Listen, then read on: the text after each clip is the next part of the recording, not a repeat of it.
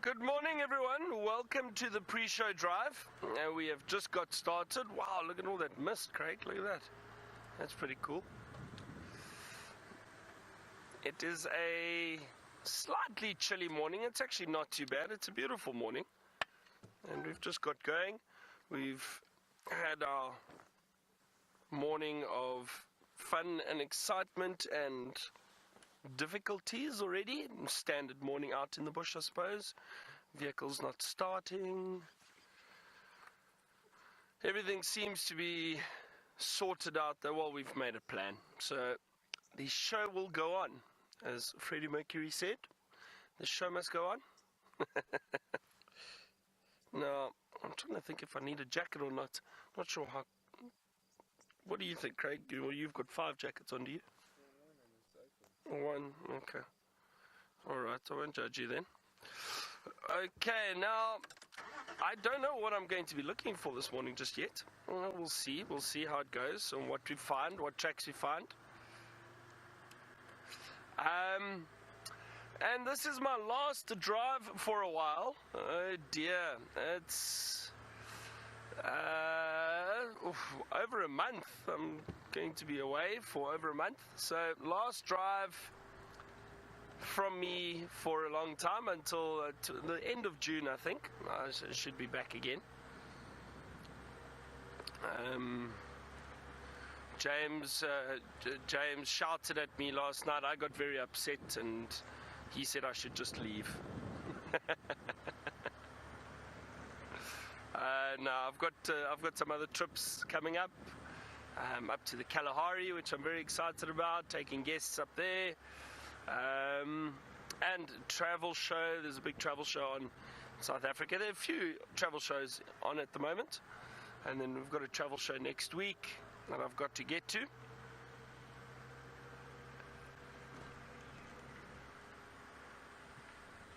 So basically at those travel shows, what they do is they, all the different products out here, so all the game reserves, hotels, you name it, everything within South Africa, they all get together and then we go and find out which lodges have got new, or have done renovations, or new discounts, or specials, or rates, or whatever the case may be. That's basically what we deal with. So we know which lodges to send our guests to when they book with us.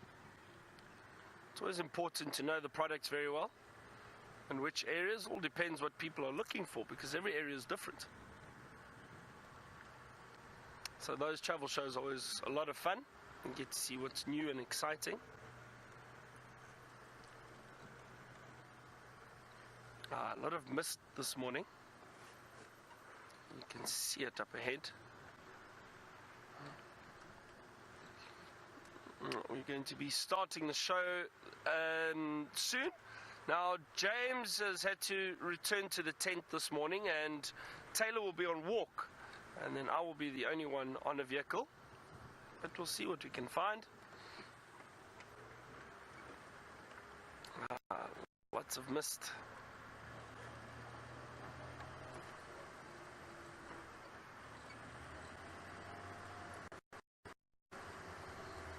Alright, now Siri has just told me that it's 30 seconds until we start.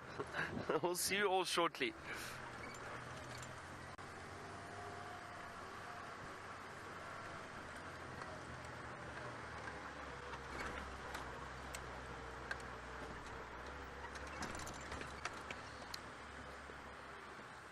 Things start on the mist. This program features live coverage of an African safari and may include animal kills and carcasses. Viewer discretion.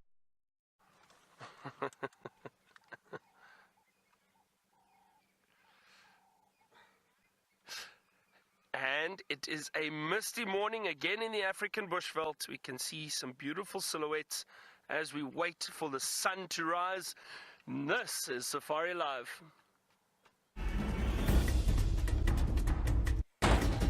Ready.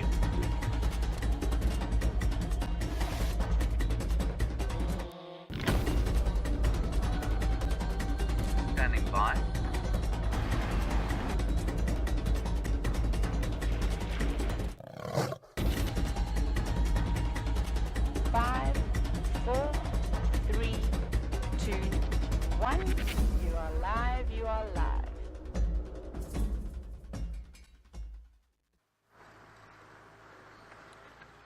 Good morning, everyone. Welcome to Safari Live. My name is Byron, and on camera with me this morning is Craig.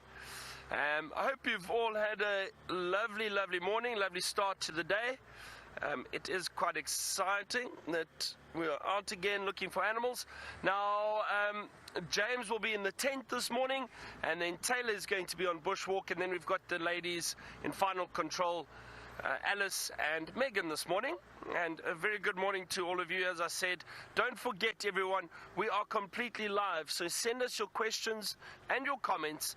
Hashtag Safari Live is how you do so if you've just joined us, and we'll happily answer some of your questions, or all your questions, hopefully, between the three of us. I'm sure we will. But look at this mist this morning. Very misty. You can actually see the spotlight beam through the mist. Look at that. It's actually very nice. It's lovely. So I've been trying to listen to hear if we have any sign of predators this morning.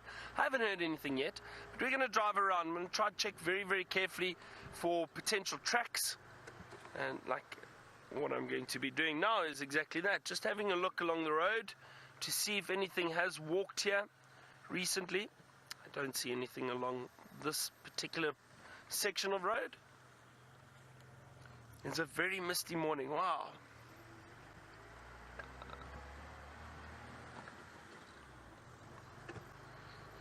And we'll see what we can find. Yesterday was quite an exciting day. We had, yesterday morning, we had reports of wild dogs coming through the area, and a few of us drove around frantically trying to find them, but we didn't have any luck, unfortunately.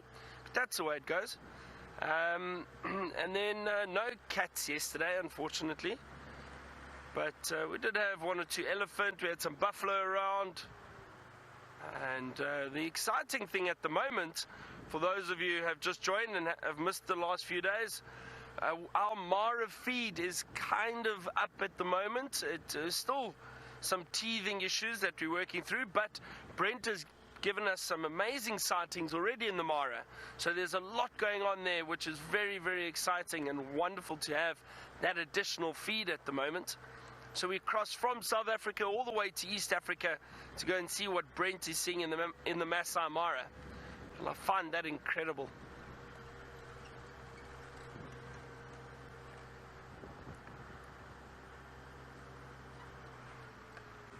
I can barely see in all this mist.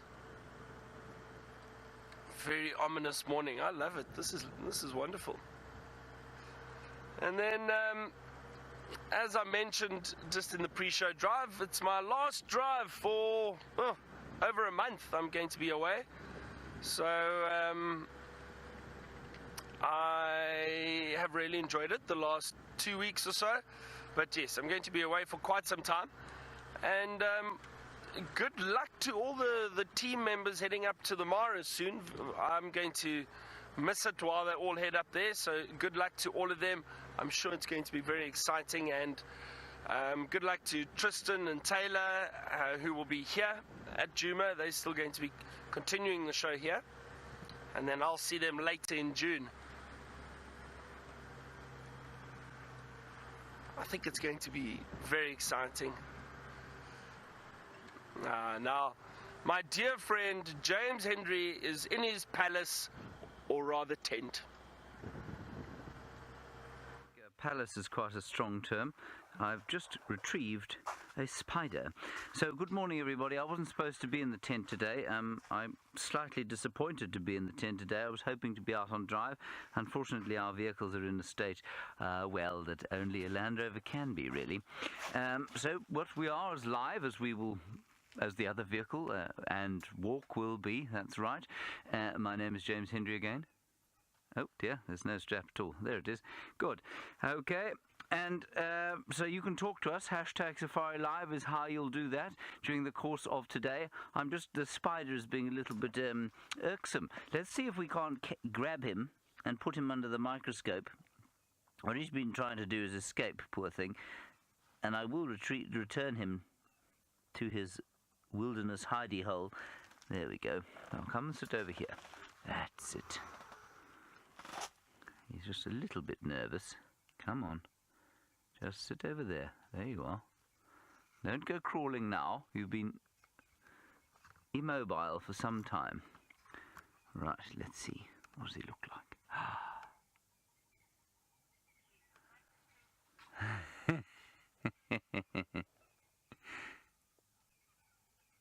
Look at it, look like little nostrils there flaring with anger.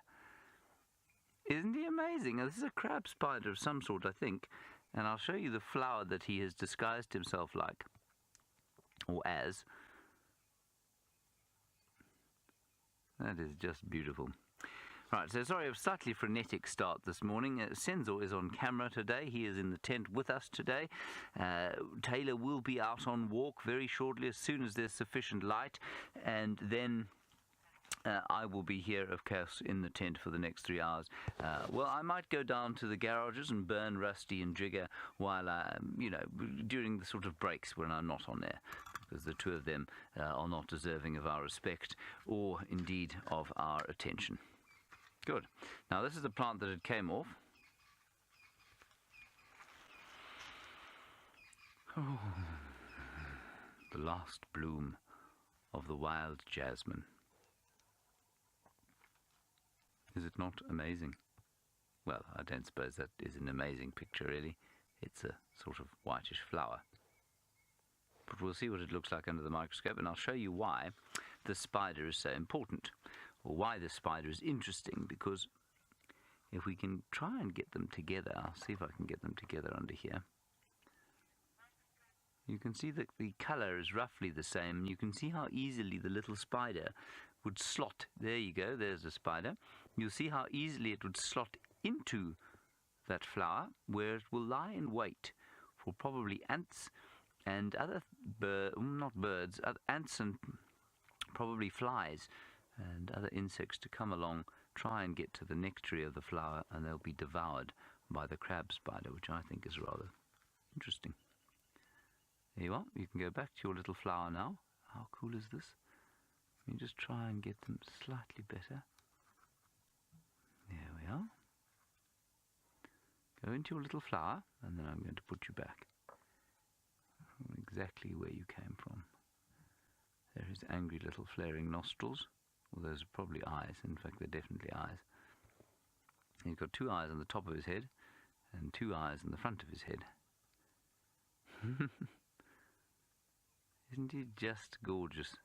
He looks like he's been very specially camouflaged by some intrepid painter. And of course that intrepid painter is evolution to most of us. Right, let me put him back. Alrighty, I'm going to try and put this chap back outside.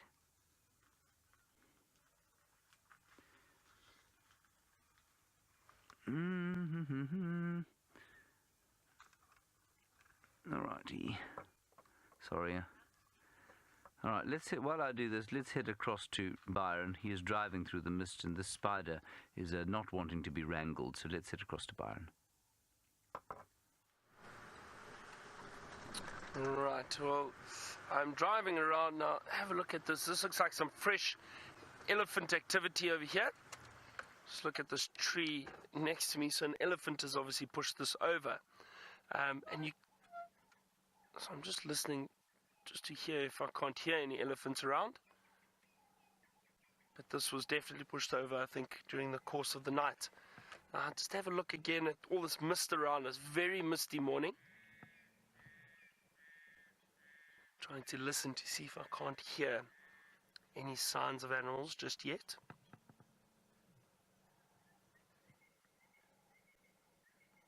Now I get very excited if I hear any alarm calls. Now I can hear a Franklin alarm call in that direction, quite deep into the bush, but it's so difficult. And I must be honest, I've seen Franklins and heard that alarm call many times, where they alarm calling at a leopard walking through an area. So why don't we just have a careful look around here? You never know.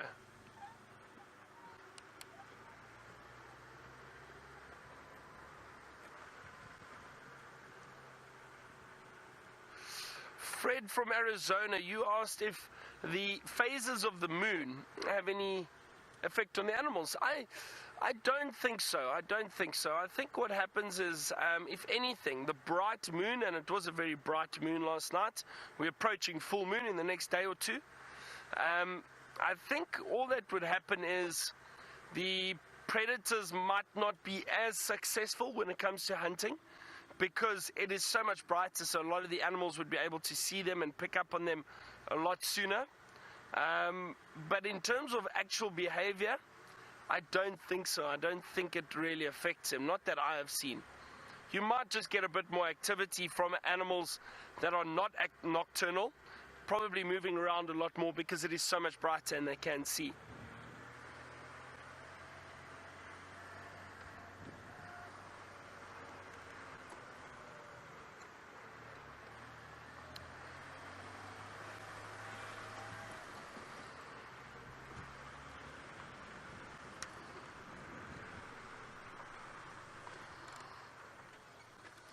I think let's head back into this area where I heard those Franklin alarm calls. Let's just take a chance and go and have a look. But while I do that, Taylor is going to brave the misty morning, and she's going to be on bushwalk now.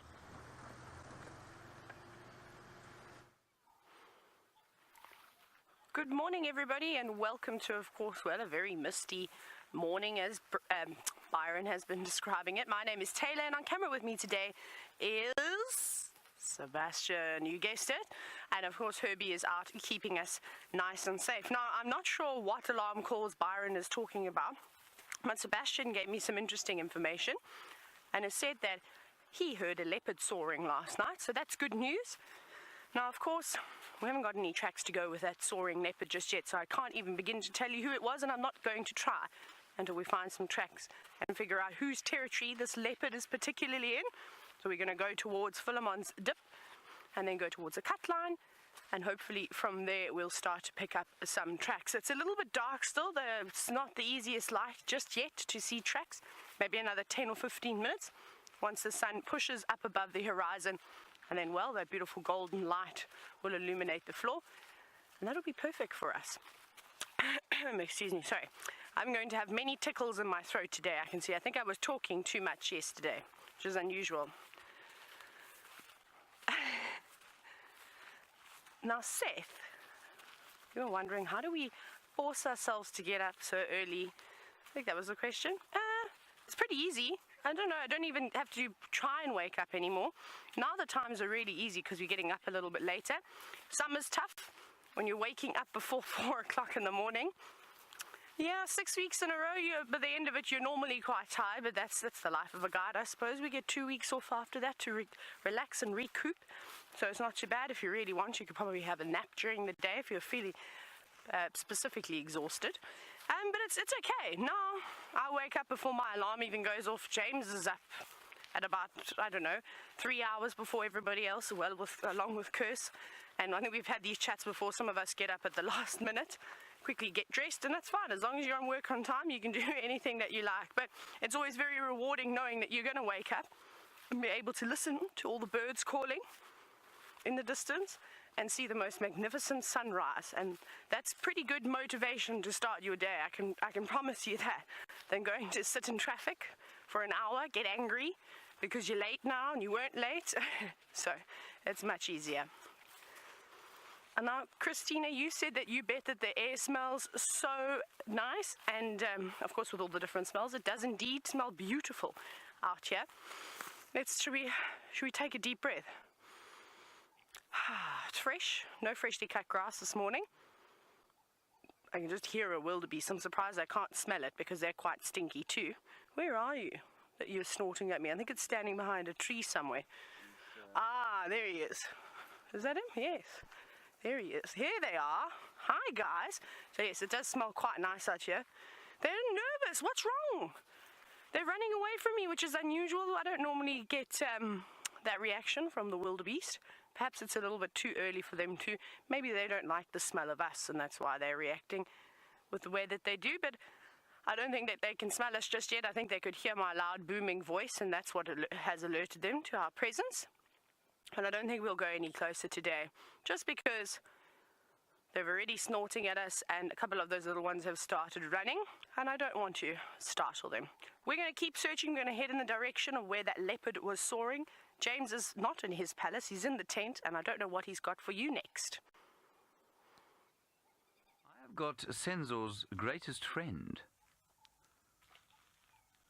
Senzo, is this your best friend? Senzo made intimate acquaintance with the innards of this animal earlier this year when he was laid low by tick-bite fever. I was just climbing up to the top of this grass stalk in order that it might jump onto him and repeat its performance from earlier in the year. Let's look at him under the microscope. Responsible, of course, for an enormous amount of disease.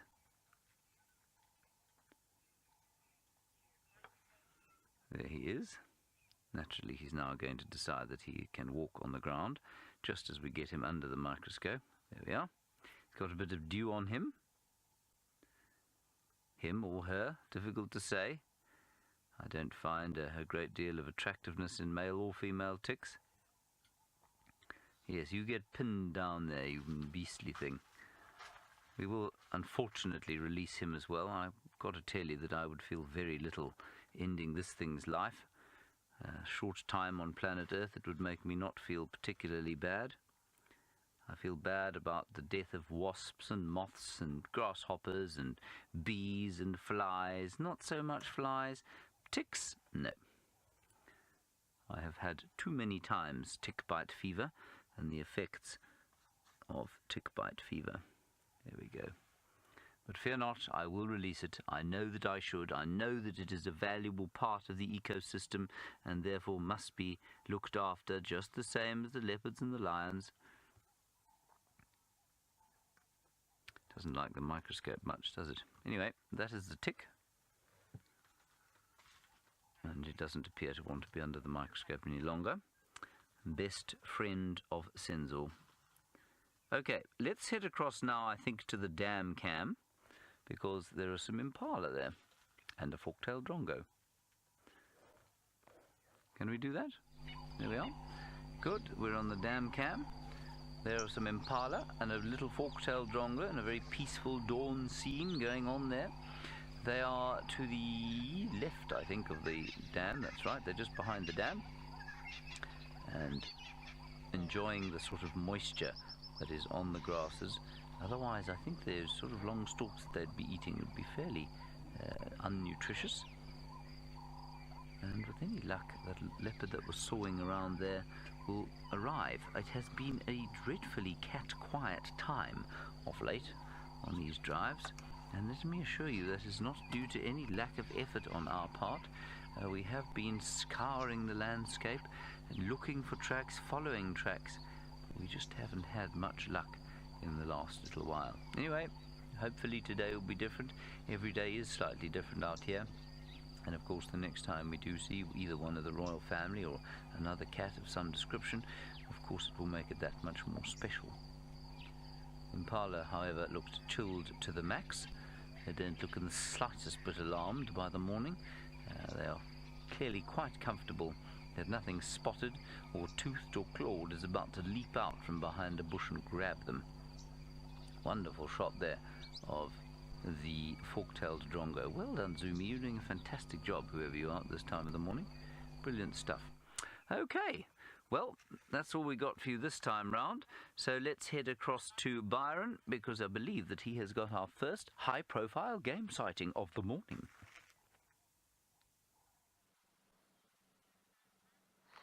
Oh dear. Now, this elephant was actually sleeping on the termite mound, everyone. He just stood up. I'm going to try and get a better view of it. Hold on, I think maybe from the side. But he was fast asleep. I just saw him lying up against the termite mound. Lying down, resting. That's awesome. Let's see, it looks like quite a big male. Which way is it going to go for us? There, might get a view through there. How's that, Craig? Is that okay? There he is. Beautiful elephant in the mist. And as I said, yeah, it was fast asleep against the termite mound, resting. Now, they're still always aware of what's going on around him, but they're clever. These big bulls will go and lie down against a termite mound because then it's easier for them to stand up, not completely flat on the ground. Oh, that was awesome. We just missed it. We sat with him for 2 minutes before he decided to wake up and start moving around.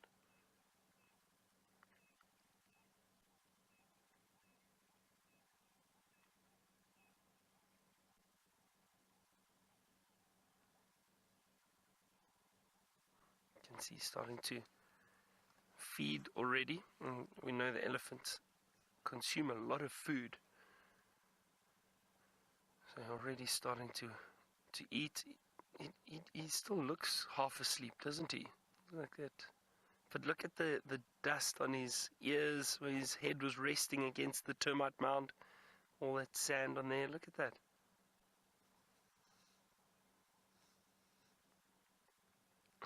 That's wonderful.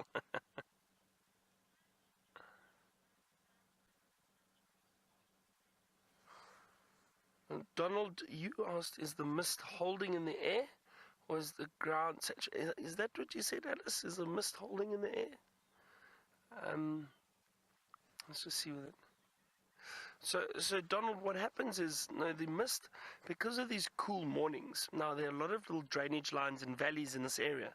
So the cold air pushes the moisture down because it's heavier. So that causes the mist to settle in these areas in the mornings, in the early mornings. There's a lot of moisture around, so that's what causes that mist to settle down. As the day starts warming up, the air starts heating and rising, and then all that mist disappears as the morning starts warming up. So it's just the cold air which is holding it down at the moment. But what it does cause is you'll get a lot of dew and moisture on the grass. So you will see a lot of moisture on the grass at the moment, and that's just from all this mist being pushed down. All right, now Taylor's still out walking, and it sounds like she's found something small to show you.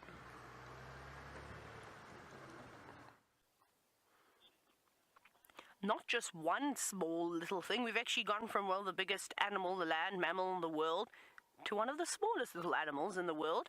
And of course, those are little red ants. Now, I'm not sure which ants they are. There are over 550 species of ants in southern Africa alone. So they might be little safari ants. I know we used to call them safari ants, and they'd come through our kitchen and clean up all of the debris. But there's something else in the shot that is trying to clean up the ants, and that's of course a little pirate fly who is now cleaning itself. Now they're hilarious, these little guys. You see them around termite mounds, and of course, as we can see now, you see them around the ant colonies too, and they will snatch up little flies at any opportunity that they can get. But look at this network, this little ant pathway that they have created. It is absolutely spectacular. There must be hundreds, maybe even thousands of these little red ants moving about the day. Look at that. That's all of them. Now, in that little groove in the ground that you can see there, those are ants. Look at them. There's so many of them, and they're tiny. And I don't know where they're coming from, where they're going, or what they're eating. Normally when they go out like this, it's perhaps because they found something that they can eat. Now, ants eat a lot of different things. Some of them are just vegetarians or feed on plant matter, nectar, seeds. And then you get others that will feed on other ants, so termites, spiders, cockroaches, any of the insects really. I think these guys do a combination of both. But I would love to go and eventually follow this trail and see if it leads us back to, well, where they go underground, where their little mound is. Now, ants don't build, well, the ants that we get down here don't build massive mounds like we see with the large fungus-growing termites. Most of them are built underneath the ground. But these guys are on a move, and they are working very hard. I think it's amazing how they don't crash into each other, because they're moving at quite a speed. And I think that they've got better driving skills than most of the South Africans. That's really cool. Now, John B., you've said that look at the line that they are forming, and it's massive. I'm actually going to go, while you stay here, I'm going to walk a little bit further away, and I'm going to show you how far it is. I'm going to find out where they are going. Okay, so I've got to here so far. So just look from where we are. We're this distance apart. I think Sebastian and I must be about 12 feet away from each other, maybe even a little bit more. And I suspect that their nest is somewhere here. It sort of goes along, just along here. There aren't as many ants. There seems to be a roadblock up ahead. Perhaps there was an accident of some sort. The traffic has slowed down, and it weaves in here through the grass, and it actually continues. So maybe that their mound is somewhere along here. I'm going to walk. I want to see what's caused the slowdown in traffic over here. Oh, I think, you see, it's not a double lane system on either way. Something has gone on over here.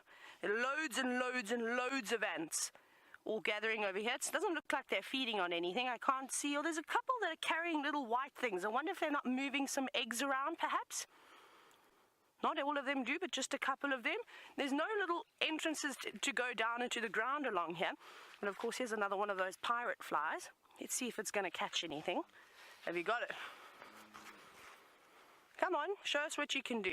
Now, my favorite is to actually watch them eat termites, just because the termites are a little bit bigger. And I don't know what part of the ant they're eating, but I've never seen a pirate fly eat an entire ant or termite. It's almost like they just eat their heads and then leave the rest, which is a little bit scary. Now remember, this is a live safari. This is happening right now in South Africa in the Sabi Sand Game Reserve. So hashtag Safari Live with any of your questions if you do have any, or if you'd like to know anything about these ants. But the fly seems to be taking a break now. Perhaps it's already indulged in a buffet from the early hours of the morning. Oh no! Oh wow! Got one. Now it's eating one, but it's very rudely turned away. And look at that. You see how it sort of flies up? I wonder if it does it to try and disorientate the ant. I'm sure the ant will maybe bite back. Wow. Well, there's a whole lot of them. And as we sit here and we see these ants are moving quite a bit, Red Fire Queen was wondering how far can they travel away from their nest. There's a couple, I think there's a few soldiers coming in, and oh, there we go. Actually trying to attack the pirate flies. You see that was an evasive maneuver that just happened over there.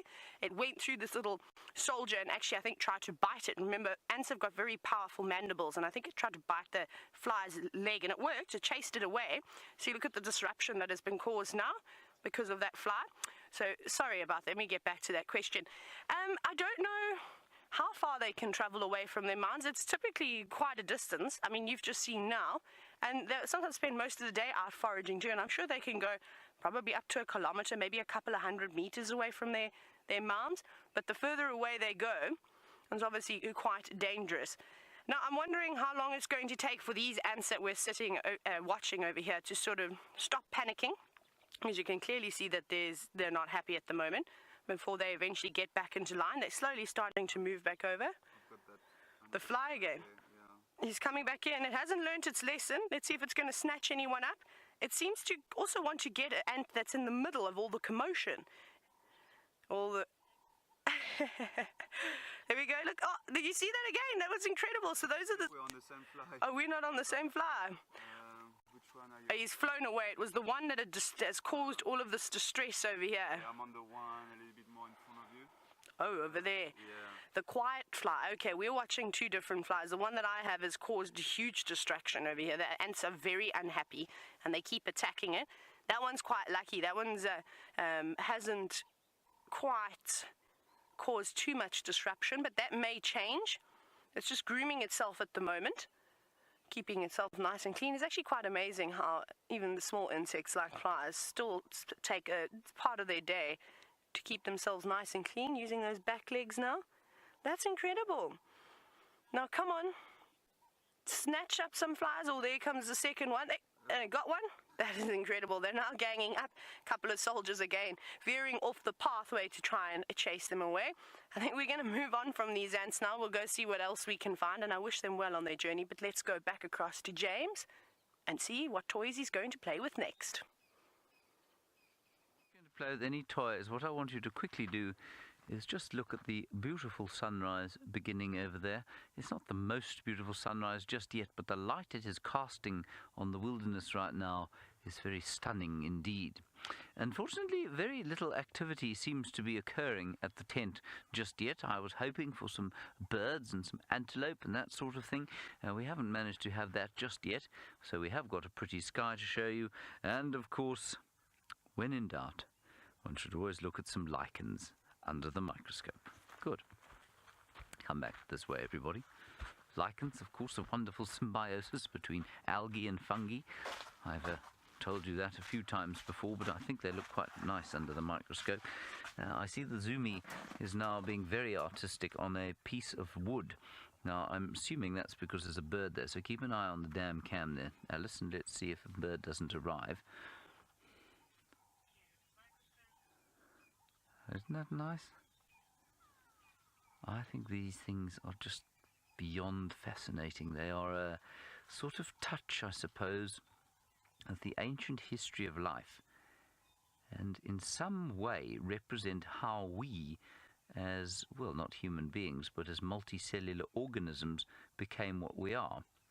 Of course, because this is a fungus and an algae that have combined to form one organism, which is exactly how our cells became cells. So you know that your cells, of course, are made up of a number of different organelles. There's the nucleus, there's the mitochondria, there are the ribosomes, there are a few other things in there that I can't remember offhand, and they all used to be free-living organisms. Bless you, Senzor just had a sneezing fit. He's okay, don't worry. And as I said, what was I saying there? Yes, oh yes. So they all lived on their own. Then eventually they became enclosed in a membrane, and that became the first sort of unicellular organism, like an amoeba. And somehow that process, although not exactly the same, has been repeated here, where the algae and the fungi are working together for the mutual benefit to the extent that they have become one organism, which I think is rather special. Just go along here now. Let's have another look there. Oh, okay. We're going to go back across to Byron now. Apparently he has managed to find, once again, the largest land mammal in the world.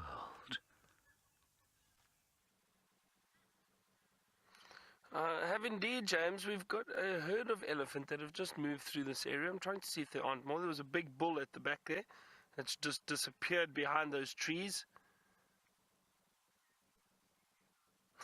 It's amazing how quickly they can disappear. Let's just have a look and see if there aren't a few others around here. Unfortunately, those ones have moved off now.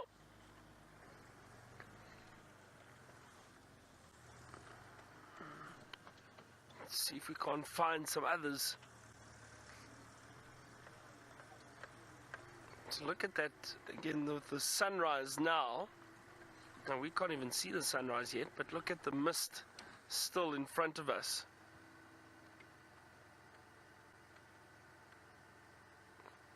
Beautiful. Isn't that lovely? Very, very nice. Now let's just see if there aren't a few other elephant around here.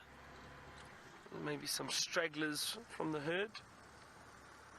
There we go. Look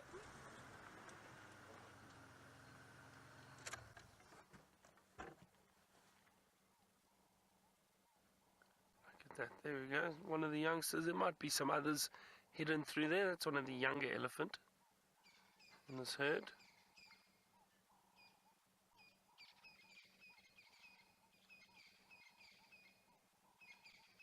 Sound of the Franklin calling.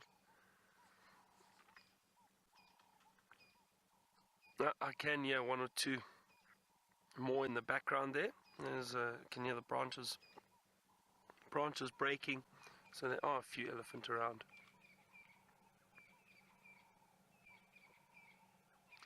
My favorite. Not bad to see some elephant around here. My last morning for a while.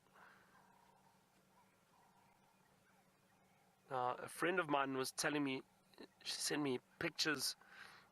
She was in Botswana and she saw about 300 plus elephant in one area yesterday. That is just fascinating, amazing. A lot of you keep asking what's the most amount of elephant I've seen. The most I've seen is between probably 80 and about 110, and that was also in Botswana. But yeah, she was in an area and she saw about 300 plus 350 elephant, roughly. That's amazing. Imagine seeing that many elephants spread across an area.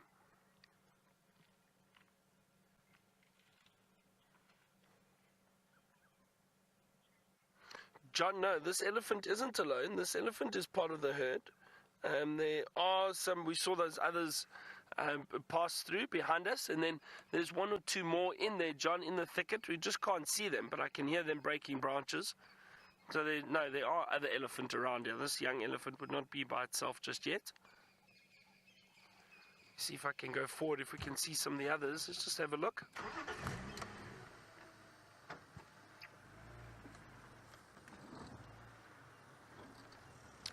Let me just look here quickly around the corner. There we go. You can just see through the mist. Look, there's another one or two through there. Look at that. They almost disappear in this mist. That's beautiful. Now, from this lovely view, Taylor has got a lovely view of the sunrise.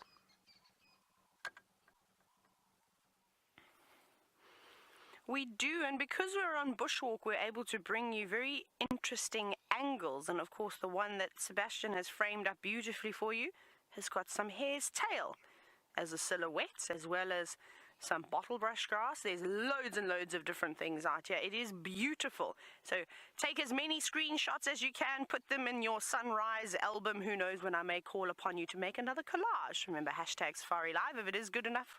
Or if you think it's good enough, of course, to share. But isn't that beautiful? Lovely golden light this morning. And I think as we head into winter, the sunrises are just going to get better and better as the cooler it gets and creates more and more mist. And I'm definitely excited. I'm a little bit jealous of Byron this morning, watching my favorite animal move through the mist. But imagine what it will be like one morning.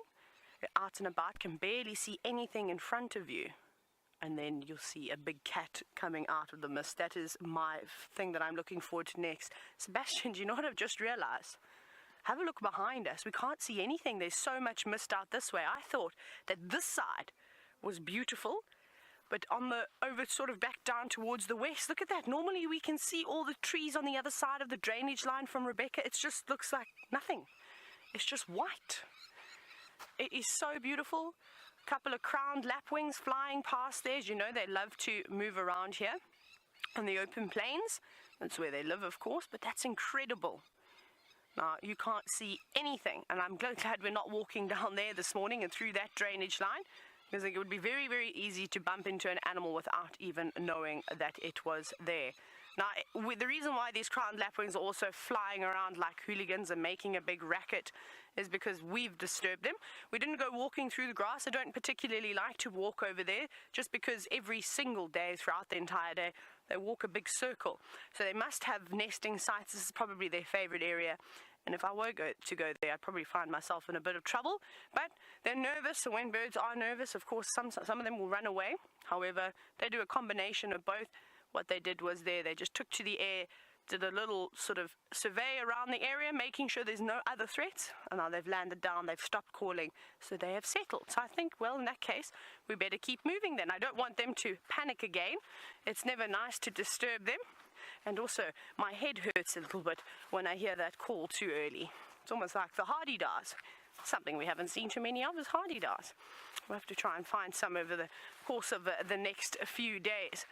So we've got a little bit behind because we keep getting distracted by all the amazing small things out in the bush this morning, but we're still on our sort of target of trying to aim towards getting to Philemon's cut line and see if we can pick up any tracks from there.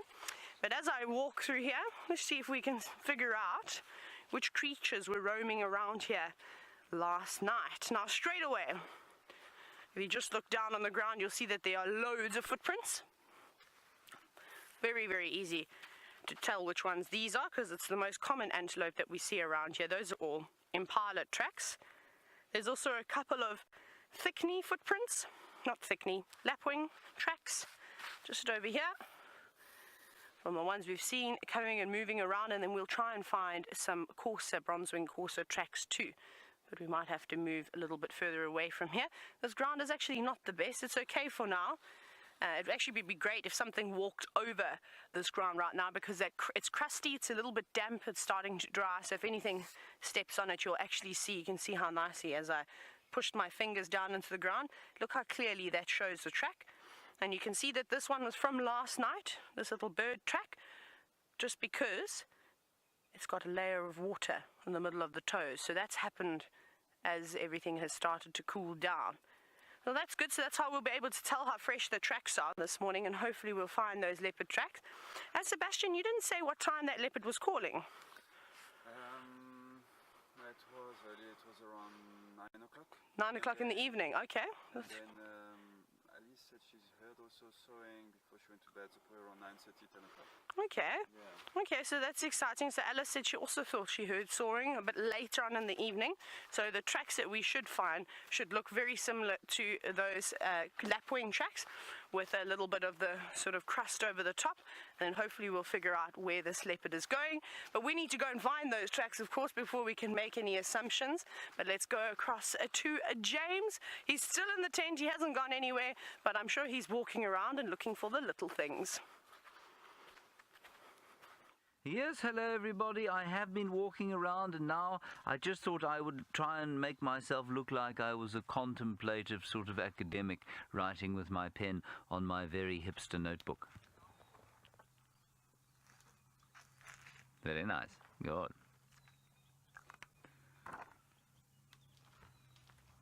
This, of course, is Pogonothera squarosa, the herringbone grass. Not particularly interesting in and of itself, but of course, it is a home. As are most things out here, homes for various creatures. This one is a spider's home, and this spider, which I shall now try and show you without shaking too much. Not yet, hang on a second. Let's just try and focus in on this spider. There it is, I'm finding it now. Come on, man, I've just seen you. I've just seen the spider in here, everybody. And yet now I cannot find... There it is. Let's look now. And all you can see there are the beautiful, beautiful hanging bits of dew, which I think is rather stunning, and then underneath that, protected by the sort of, I suppose, intricate lattice work of silk, which has kept the water off its back. You can see the hairs of the resident spider here. Now, what this resident spider has been after, I don't really know, or what it's going to do during the day, I'm not sure. But I suspect what its general purpose is, or general modus operandi is to wait for ants to come scuttling up to the top of the stalk here, and then it will grab them. And I just think that, you know, if you go out in the day, on a misty morning like this, what happens is all of these little spider webs will catch the mist as it blows over them. And suddenly you realize that you're surrounded by thousands and thousands and thousands of spiders. And of course, most people would be utterly terrified by the thought that there are more spiders around them than there are people in many respects. But most of them completely harmless to us. And most of them, like this one, were it not for the mist, would be completely invisible. Now, I wonder if we might trouble Alice to take us across to the dam cam, where Azumi is doing an extremely good job of following the white-faced whistling ducks. And there they are.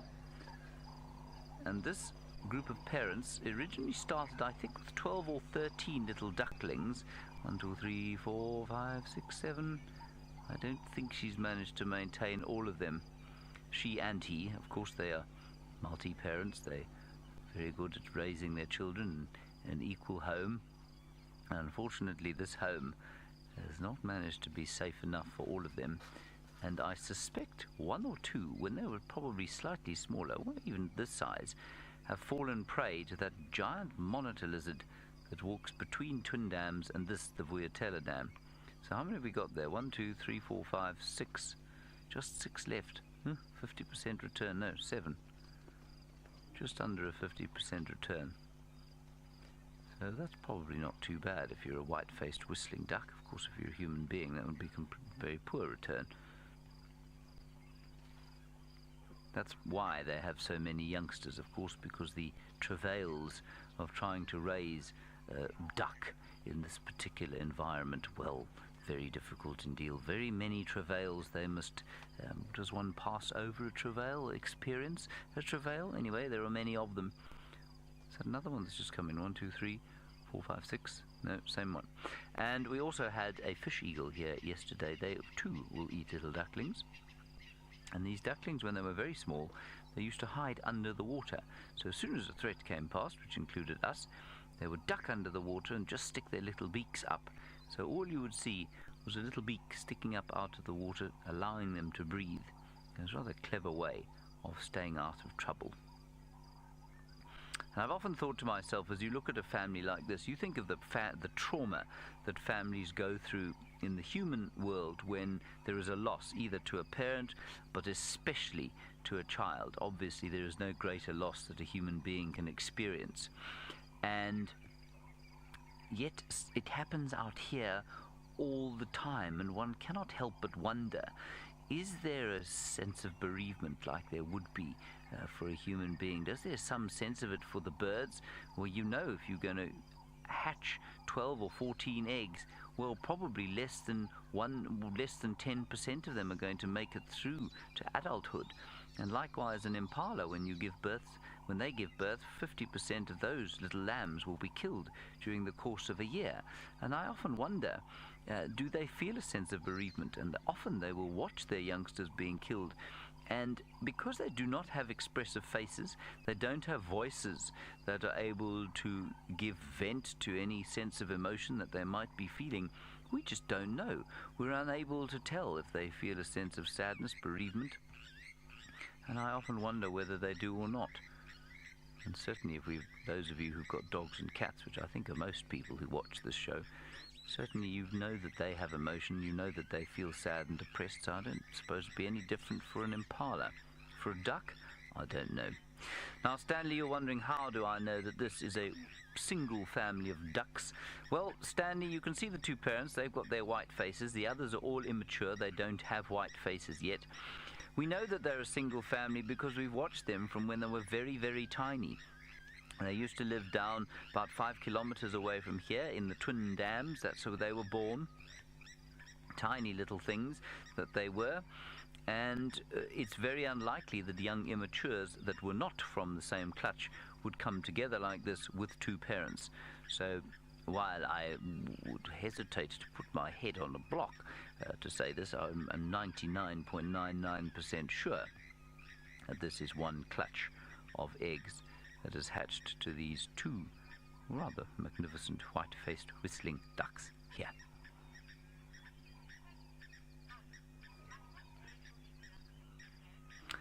Now, Anna, you want to know at what age these ducklings will fledge. Anna, I'm not sure exactly. I'll check for you right now, though. They have sort of fledged already. In that, well, what is the exact definition of fledge? They fly, so they can already fly. They've been flying for some time. I'll tell you right now when they're going to leave home and become independent, which I think is what you were asking. Anna, you're probably right. That's probably what fledging means. I've always just thought that it meant. Sort of fly. Right, here we go. Development and care of young ducklings. At 14 days, they dive for food. Hang on a second. Let's go from the beginning. 85 days. Here we go. First flight is 85 days. So at 85 days, they'll have their first flight, which is quite impressive, really. No, 77 days, actually, so it's 2.5 months. They'll have their first flight. And then I suppose they will be fledging. It says fledging period 63 days. So, well, I mean, this thing reckons that once they've flown, then they are... Family group, yeah, there we go. I've just read it. Sorry, I'm starting a bit confused. I'm just trying to read at the same time. So they will fly somewhere between 60 days and 80 days. And what this app says, and I think it's quite nice, is that they will remain in the family after they've fledged. So the fledging is the definition of them becoming independent feeders, so they're not being fed by the parents anymore, and they're then able to fly. So that's quite fun. And then, of course, what will happen is eventually they will drift apart from each other as they become sexually mature. Now, it's a lot brighter in some parts of the world, and one of those parts of the world, of course, is East Africa, where Brent Leo Smith has got a very large version of our most common antelope. Good morning and welcome to Kenya and to the Masai Mara, more specifically to the Mara Triangle. My name is Brent Smith. I have the very talented expert on camera with me today, and we've got Daniel making sure I don't get lost or do anything silly. Now, we found something quite special that I know a lot of our long-time viewers have been asking about. Are we going to see it in the Mara? The answer is yes. Without further ado, over my shoulder. Now, we have a pair of secretary birds on a nest, so this is very exciting. It's definitely something we can keep an eye on and see how that chick develops. We can't see whether there's a chick in it yet, but the fact that both adults are there could be an egg, there could be a chick, but this is definitely something we are going to keep an eye on over our time in the Masai Mara. Isn't that very, very exciting? Now, of course, this is ideal habitat for a secretary bird. Nice long grass, lots of snakes and lizards to trample, and they have a very varied diet and quite a big home range. Now, and they can have home ranges depending. I don't know about the Masai Mara. They probably have a much smaller home range in the Masai Mara than they do in the Greater Kruger. In the Greater Kruger, they can have up to 5,000 to 6,000 hectare home ranges, but of course, it isn't the most perfect ideal territory or habitat like they have here. So there we go. They're just waking up. They're probably going to head out foraging in the next little while, but I couldn't resist showing you the secretary birds on their nest. Isn't that so cool? Remember, use the hashtag #SafariLive if you've got any questions for us. It looks like they're doing a little bit of allo grooming at the moment, so they do mate for life. So you can see that affection between the adults. It's very important that they maintain that affection, and it'll make for a strong pairing, and then normally a very good parenting pair. Isn't that just so cool? Now, I'm sorry, I'm just got to move around to get my bum down.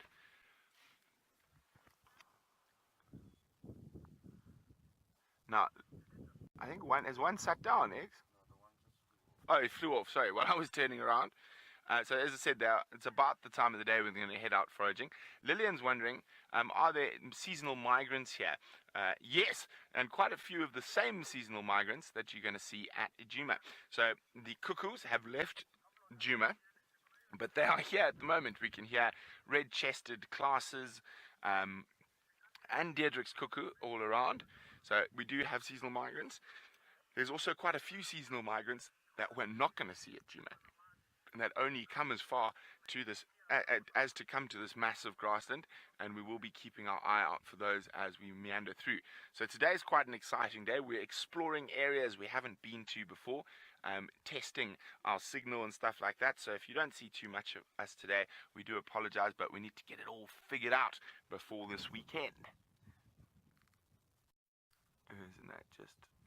Oh, now Eggs, if you go directly above the secretary bird and slightly to the right, there's a couple of dots that look like rocks. Some of them are rocks. Two of them are buffalo. Can you see them? There we go. So you can see there's some ravines and thickets up along the escarpment, and the buffalo bulls quite a lot of buffalo bulls tend to really, really like that area. Now, there's also a pride of lions that live in this area called the Sausage Pride.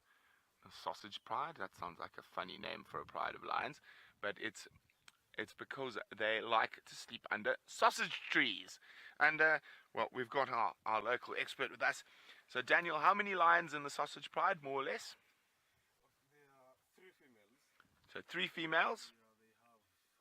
They have 5 cubs. And 5 cubs. So while we are going through this area that we haven't really explored yet, we will be keeping an eye out for the Sausage Pride. Now, this area, not too many people come to it this time of the year because the grass is very high, but you know, we've always got a bit of luck, don't we, Eggs? So we're going to hope we're lucky today. Sometimes it's better to be lucky rather than good. Okay, so we're going to start meandering on again and see what else we can find. But that secretary bird nest is a really, really nice find. And let me just do a quick scan along the escarpment with my binoculars. See if there isn't a lion lying under a rock or under one of those balanites trees. Or, as we've seen in this area, even up in the tree. Now, there's a couple of interesting species that we're going to be looking for in this area that we haven't seen and I don't think have ever been seen on the live drives. And one of them is a boha reedbuck, which occur in the long grass and obviously quite hard to spot at the moment, but we will be doing our best to try spot them. And also in certain parts we might see oribi. So lots of cool things to look forward to. But unfortunately, only those two buffaloes and the secretary bird sitting in that spot. Oh, Chris is wondering, what is the water supply for this area? Well, Chris, it's actually quite fascinating. So in South Africa, we only have one rainy season. Here you have two rainy seasons. You have the small rains and the big rains. And a lot of the water, and this is what we would probably call an inundated area. So in the middle of the big rains, or if it's rained recently, there's no ways we could drive here. We'd be stuck for days. So this side of the Masai Mara, up against this beautiful massive escarpment, gets more rain. So there's a lot of little streams and seeps that come out of the escarpment and eventually flow down into a big swampy area that's behind us, which is part of the Mara River floodplain.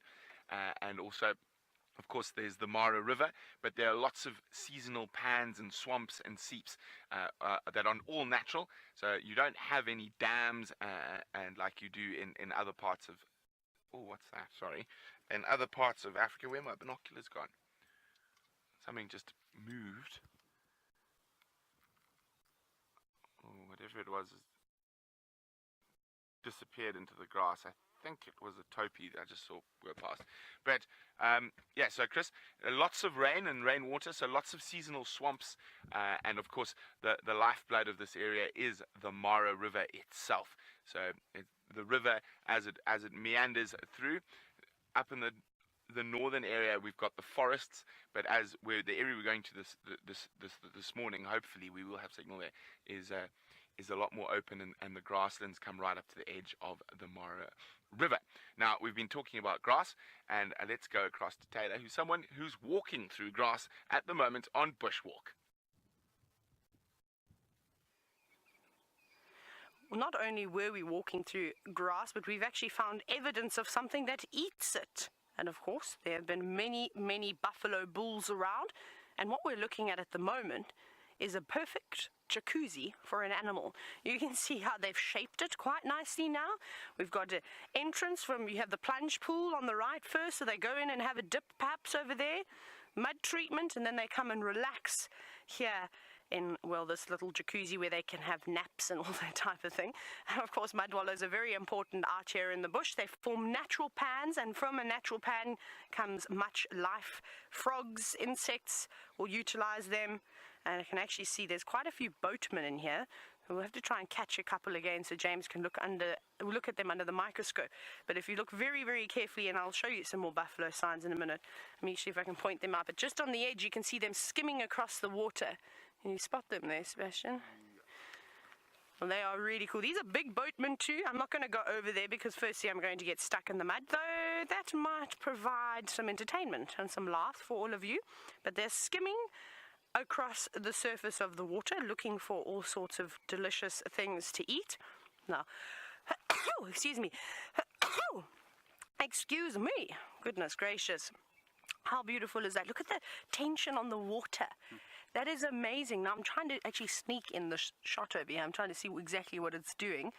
Oh, there comes another one into frame. That's so cool. It's almost like they're ice skating on top of the water. Now, I don't know if they were perhaps also looking after themselves, making sure that their little legs are all nice and clean. Oh my gosh, that is so cool. And you've got a reflection. I can just see the little legs moving around. They've actually got quite large antennae. Are those antennae? It looks like it, doesn't it? Mm-hmm. Yeah. Very interesting to see a boatman from this view. Is it a little boatman or is it a water strider? Could be a water strider. Sorry, I can't really see what I'm looking at. I'm going to go around. I'm chasing them now, though, and I'm going to try and not get stuck in the mud. They might actually be little water striders. Let me see if I can see. Stop moving around.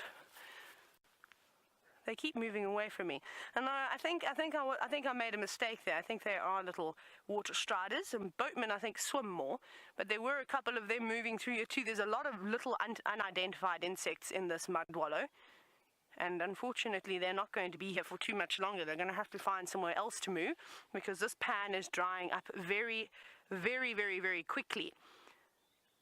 Let's see if there's any life in the other pan.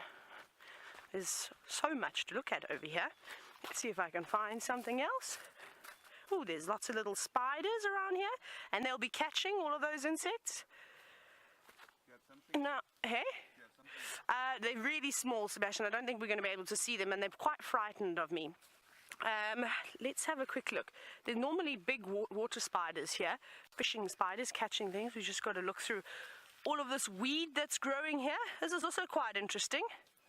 I haven't seen it before. Alice, please may I have that question again? Oh wow, look at the roots. Look at this.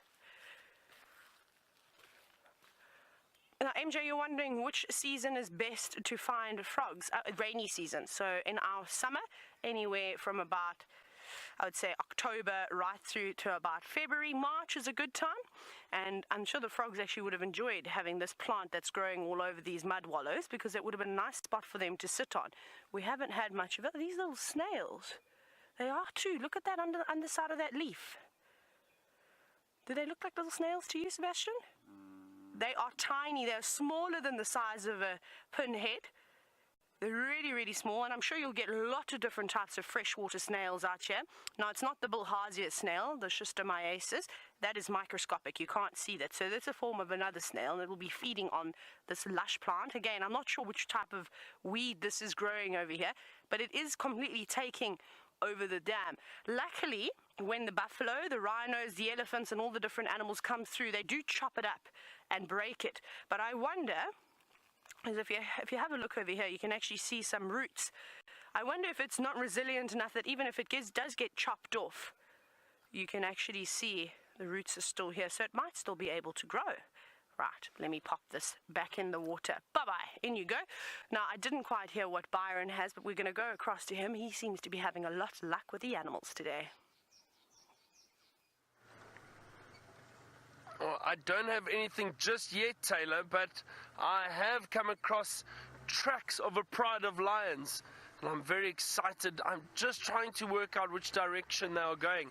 They seem to be heading up and down. They're right on our eastern boundary, almost the Cheetah cut line boundary.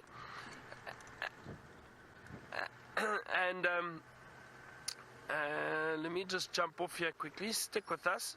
So what's happened is these lions have clearly been moving around during the course of the evening. I found where they actually lay down and rested on the road. But so we've got tracks over here. Now I wonder if these lions, you know what I think's happened is I think they've come, they really have covered a lot of ground in this area, because there are tracks all over here, but their tracks are heading in that direction, but then I think they moved south, and I think they may have cut back around again.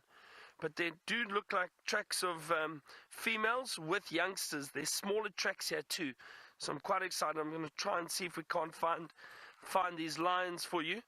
But like I said, they've moved up and down these roads quite a lot, and I think with these young lions, they've been playing, chasing the lionesses. So to actually gauge a direction isn't that easy at the moment. And also what's happened is I have seen some little Steenbok tracks on top of one or two of the lion tracks and Franklin tracks. So that would have been early this morning. So I think these lions moved around last night, so hopefully they haven't moved off the property. Alright, I'm going to try work out where these tracks are going. Let's head back to Taylor, who's found something interesting in a mud wallow. We have indeed. Just as we sort of sent you off to Byron, we'd spotted this amazing track in the mud, and we couldn't work out what had created it And then Sebastian pointed out what it was. It is a water scorpion. It looked like a piece of bark sitting on the bottom of the mud. And that's incredible. I don't know when I last saw a water scorpion, but you do see them if you look hard enough. But as you can see, they blend in very, very well. With the bottom, it is covered with mud at the moment. And they're not related to scorpions at all. They just look fairly similar because of those front legs. And Saveria Sumi, you were actually wondering if I could find one. Well, here we go. This is just for you, and it is absolutely beautiful. Now, if I'm not mistaken, I'm just trying to remember what family they're in. Nepidae, I remember I was reading about this not so long ago, just the other day, in fact. And so it's like I said, it's a specific family just for them. There's nothing else that is almost anywhere like it. It's quite alien-like. And in here we've already seen little boatmen, we've seen the water striders, and there's a couple of other little insects moving around here, and that's what this little fellow will be eating, is all the invertebrates that live around here. Occasionally fish, so I'm sure they'd eat tadpoles too, but that is very cool. He is. Look how slowly he's going. And I think it's important when you live in water like this to not move around too quickly, especially when you're that size, because a bird could come and swoop down and, well, come and get you. Look at it. That is amazing. Now, I really want to catch this thing, and I think we're going to have to come and visit back here a little bit later, because I think we need to have a closer look at this guy under the microscope, and I'm sure James is jumping for joy in his tent. Okay, he's moving. He's going backwards using those legs. Now, it can't be too easy to move around in this mud. I think even a little insect would sink into it. And that's incredible that it's moving backwards. I didn't know that. I thought that predominantly they'd be moving forward, and I think it's just maybe turning itself around at the moment. Now, Sean, you're wondering if these little guys are part of the crayfish family. I don't think so. I'm not sure. I think that these guys are completely separate. These are more like an insect rather than a crustacean. And like I said, I actually don't know too much about the water scorpions, but perhaps James can have a little look on the interweb, or perhaps in one of his books, as to what family this guy belongs to. I think it starts with an N, if I'm not mistaken, Nepidae or something along those lines, but I could be butchering the word, of course. But look at it. Look at those little legs. So it's only got 1, 2, 3 legs by the look of it. What are you doing? It's kicking with its back legs now. And of course it's like almost like a whip scorpion. You can see it's got that very, very long strand in the end, like a little tail. Nanzena, you're wondering if water scorpions have stingers. No, I think that you'd be able to pick this up and you wouldn't get harmed by it. They do have those sort of front, I don't know if you could call them pedipalps, or what you would call the front ones. You can see that they've got it forward that resemble the claws of an actual scorpion. So I think that that's what they're using to capture their prey with. So I don't think that they have a stinger at all. That long sort of strand at the back, maybe that's used for breeding, perhaps laying eggs, but that I don't think would hurt you at all. Look at it, it's coming out of the water now. That is absolutely incredible. And the trail that it leaves behind almost resembles that of a millipede, don't you think? Oh my goodness, we need to remember. What a fun, I think, to come back and visit it. And wouldn't it be great now if it would show us how it's able to capture its prey? I'm sure it uses an ambush technique where it will sit and lie and wait in the mud and hope that something comes towards it, where it will then snatch it and then devour it. That's amazing. I can't take my eyes off of it. See how it's flattened itself completely now? Now it blends in really well. It blends in just to its track. And I wonder if they don't do what crabs do and sort of shimmy themselves further into the sand so that they put sort of debris over their backs. It looks like it has done something along those lines before. It's got a sort of a thin layer of silt covering its body. But that's incredible. So it's sitting still now, and I think it's moving from spot to spot, hoping to catch something. Now, Gail, you're wondering if they lay eggs. I'm most certainly sure that they do lay eggs, and I'm sure that they will lay probably quite a few at a time. I'm actually, like I said, I'm not too familiar with water scorpions. I'm going to have to go back and do quite a bit of research. I have not seen a water scorpion in years. I can't even tell you when the last time that I saw one. It could have even been well before I was a trained guide. It's not something that you get to see every day. Oh, there we go. Look, it's buried. See how it is? It's shifting itself into that mud. It is nice and soft. And then it uses its legs as well to push the mud towards it. And now it's completely disappearing. Look at that. Only its little tail sticking out. So that's the most amazing technique. Sitting there, waiting, hoping that a little insect, a little boatman, a little fish, a little something is going to come towards it and come close enough that it will be able to grab it. Well, that was fantastic. That's definitely the highlight of my walk so far. James has now found one of his favorite insects, and that is a shield bug.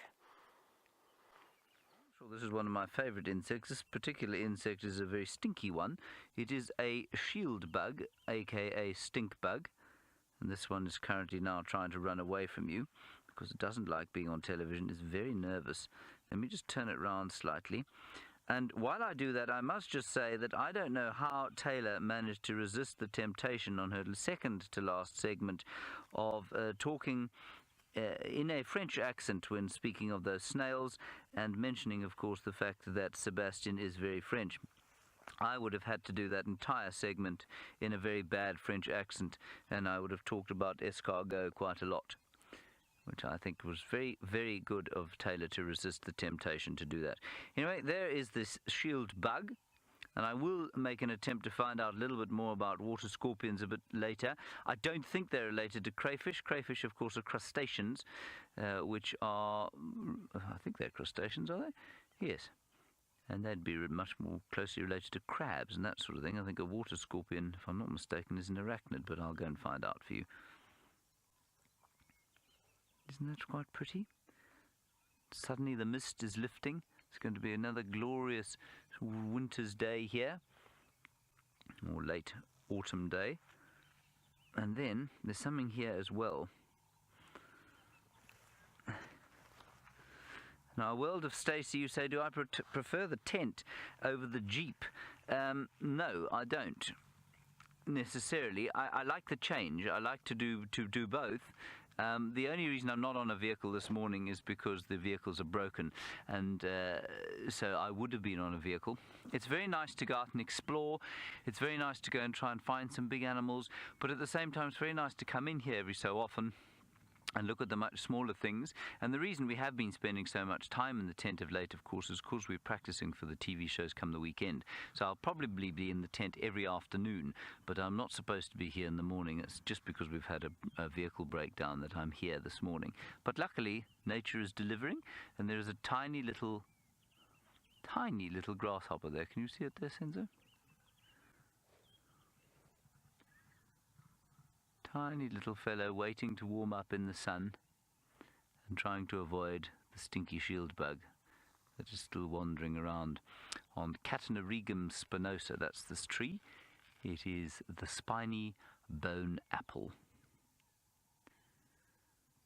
And just now the dawn chorus is starting to fade slowly, and we're getting this wonderful sense of the... what shall we say? I nearly call them the underclass. I suppose the insects are sort of the underclass of the biological world. They're all starting to sort of wake up now. So the birds started early on with the first light. They, of course, don't have to worry, but like us, about the cold. They are insulated and they're warm. They began the morning with a whole sort of orchestral oratorio, if you like. And now as the mist has lifted and the heat is starting to build, it's not going to be hot, it's going to be a beautiful day. So the insects are starting to come out and warm up a little bit, and the reptiles will do the same as the birds go into the shade and sort of settle down for the day. It's a really nice sort of change of how things are happening over here. Now, Baron finally seems to be on the tracks of those things that we don't see here anymore.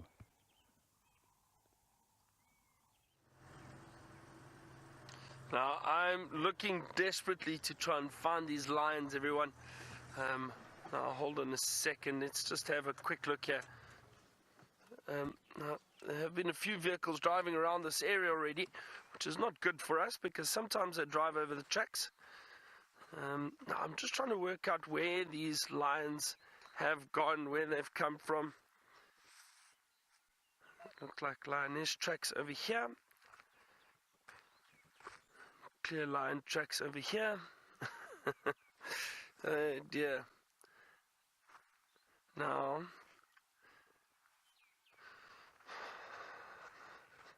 this becomes tricky. So I've tried to get one of the other guys in the area to come and give us a hand to try to find out exactly where these lion tracks have gone, or where these lions have gone, not the tracks. But they've headed all the way. This is very confusing. So I'll tell you why it's confusing, is because I've checked about 4 different roads now, and there are lion tracks on all of them. So this pride was very active here during the course of the night. But now to find out exactly which direction they went is proving to be quite difficult, because what's happened is they seem to have been walking up and down. This is a cut line, a prominent cut line. They seem to have been walking up and down here.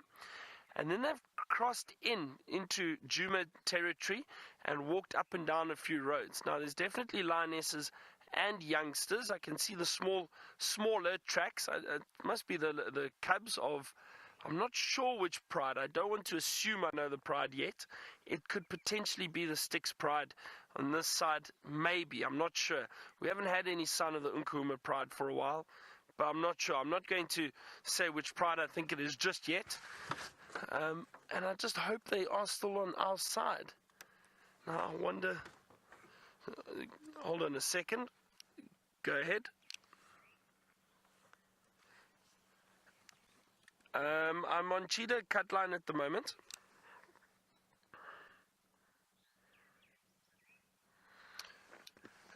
Yeah, Rex, and their tracks on... So I'm Cheetah cut line Mamba Junction, and their tracks down here too. I'm just trying to work out exactly the last tracks, the last direction. They've definitely been moving through this entire area during the course of the evening.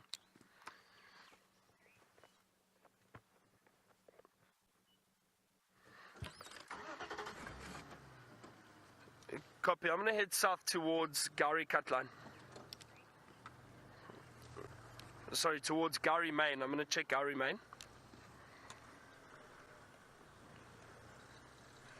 Yeah, okay, so Rexon has just told me the tracks that he sees. He thinks that it is the Styx Pride, so I think I'm right there. As I said, I haven't seen signs of the Nkuhuma Pride. Yeah, AFM Rex, I think so too. So that would make more sense, and then it gives us an idea, because of their territory, that I think we should be checking a little bit further south and not further north. Hopefully, let's hope our thinking is on the right track.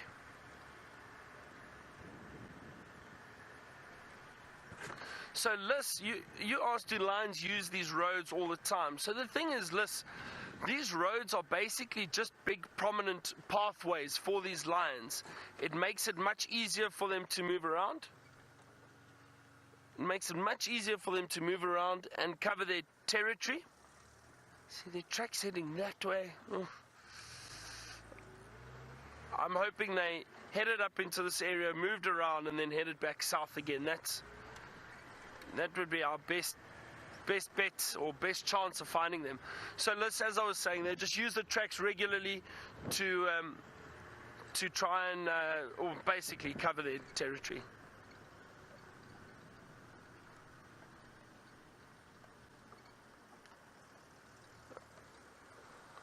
Okay, sorry, Alice, could you just please repeat that question from Tormented Zombie Owl?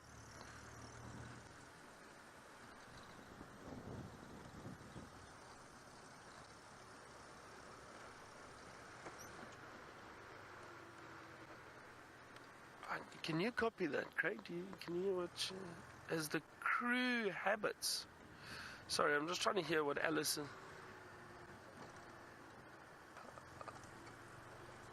Oh, okay. Tormented Zombie Owl, you wanted to know if the cooler weather has affected the movements of animals and cats, and is that why we haven't seen many? I don't think so. I think, if anything, the cooler weather would cause the cats to move around a lot more. The bush is just very, very thick at the moment, and I think with all the rutting, the male impala rutting is probably causing animals to move through thickets, maybe a bit easier for them to hunt, and if they hunt and kill something in there, it's very difficult to find them. I don't know. I don't know. I've got my theories, but I could be wrong. these animals are around here. I just think it takes time. It's difficult for us to stop and then go and try and track for an hour because I can't be off the vehicle for that long. So it is difficult, and we do need someone to come and try and help track in this area. It should help us then to find these animals. I mean, I can only check the roads around here as best I can and work out a direction of where I think they've gone. But it is difficult if you're by yourself checking an entire area. Anyway, I'm going to work this area a little bit more, see if we can find his lines. Let's head back to James in the tent. Out of the tent this time, everybody, and we're looking at a spider that has built itself a little web here in the glorious morning light. And it's quite difficult to see, actually, on account of the fairly violent sun now shining through it. While you enjoy the sight of what I think, well, I mean, bark spiders are supposed to be doing this sort of thing at night. But it looks like a little bark spider to me, and she's building frantically, and she's on the path that brings us to the tent. And so we just need to be a little bit careful of damaging her. She's very small, about a centimetre long, and just watch how she builds. I think this is the most beautiful thing to see. And what I wanted to say to you while we wait here is that the water scorpion is completely unrelated to any other kind of scorpion. It is not, in fact, anything other than a bug. It is a bug that lives in the water. So, not related in any shape, way or form to a crustacean. Not related in any shape, way or form to any arachnid either. Isn't that special? That is definitely a bark spider. I'm just looking at it through my own camera lens because it's difficult to see any detail from where I'm sitting. And I don't know why she stopped building. I do know why she stopped building. She stopped building because I knocked the web. Now I'm just going to go around the other side, which is going to take me about 7 days because I don't want to knock the web again.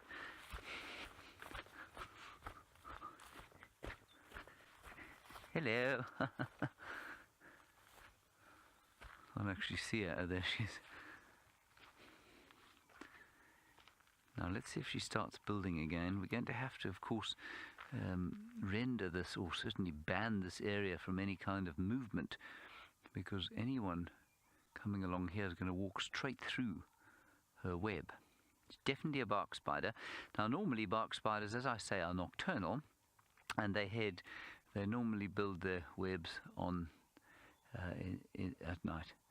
Okay, let's head across to Taylor. Apparently she's got a piece of a sort of a more herbaceous nature to show you. We do. So at the moment, and I think Byron's shown it to you and I've shown it to you too, we've been seeing a lot of this partially chewed grass being spat out by the hippopotamus. And here we have a very, very good part of it. Now, if any of you were watching the sunset safari yesterday, we had a good opportunity to look straight down a hippo's throat. And we were able to see their teeth and how many they have, and they're all pointing in different directions. So for something that's actually got interesting teeth, don't you think they chew their food up relatively well? Look at that. Like I said, it's not been regurgitated, and the reason why I know that it hasn't been regurgitated, because if you look here, you can still see that part of the grass is intact. So it's been pulled up with those hard inner linings of the lip, pushed into the mouth, and then chewed, and it's created the circular motion. You can see how all the grass is twisted together, and then they've gone, ugh, I don't really like that too much, and spat it out. Now, I don't know why they seem to be doing it a lot more at this time of the year, because I haven't noticed this at all for a very, very long time. But now all of a sudden we're seeing it, and there's a whole lot more of it deposited up ahead.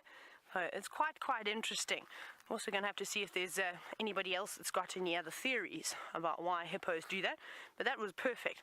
Now, this seems to be a very popular spot for the hippos. Whenever we do night drives, I can almost guarantee that you will see a hippo here. Every single time that I've passed through here after dark, I have seen a hippo just moving around here, and the grazing is really good. The grass is nice and long, and it's lovely and lush along the drainage lines too. And well, if you're going to eat the nice grass around here, the grass has got to go somewhere.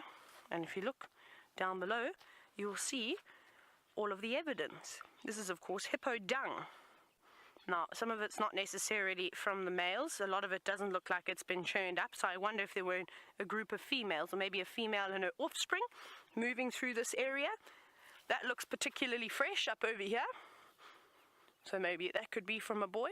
I can't see much of it being splashed around. And then there's another set of very fresh dung over here. You can see, all laid down nicely without the tail sort of wagging and spraying it. So it could have actually just been the girls that are around here. Maybe those two that we saw yesterday in Twin Dams, because we're not far away from there. So maybe those are two girls and not maybe two young boys.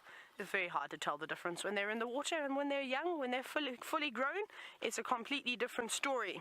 Let's see if we can find the final piece to the puzzle in the form of a footprint. Actually, before we even get to the footprint, look at this. Beautiful rubbing post. Now this actually looks quite fresh. Relatively fresh. Maybe from a day or two ago. It's been baking in the sand, but you can see that I can quite easily pull this mud off. Now this could be from a number of different animals. Even a hippo would like a scratch every now and then. It could be from a buffalo. It could be from an elephant as it starts to get higher and higher up onto this variable bush willow. And lower down could be from a warthog scratching. But I don't see any ticks stuck in here, but that's also very cool, and lots of fresh evidence of animals. And this is where, of course, we've got to be careful. Now let's complete it. Here's some nice soft sand down below. This should definitely give us a hippo track.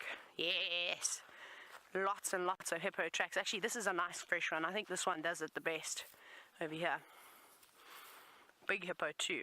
But I've seen tracks that are much larger than this, so I'm going to go with this being a female track, just purely by size. But again, it could be, of course, from a young male. Very difficult to tell the difference between male and female, not just in the water, but also by their footprints. So you sort of have to rely on size, I suppose. And there are two sets of tracks here, not just one. So quite possibly two girls or mother and offspring. Really, really nice. But they're the toes, the 4 toes. On the back of the foot, and if I put my foot in comparison with it, you'll see that my foot is actually a little bit bigger than that track. So it is not a particularly large hippopotamus track. They get a bit bigger than that.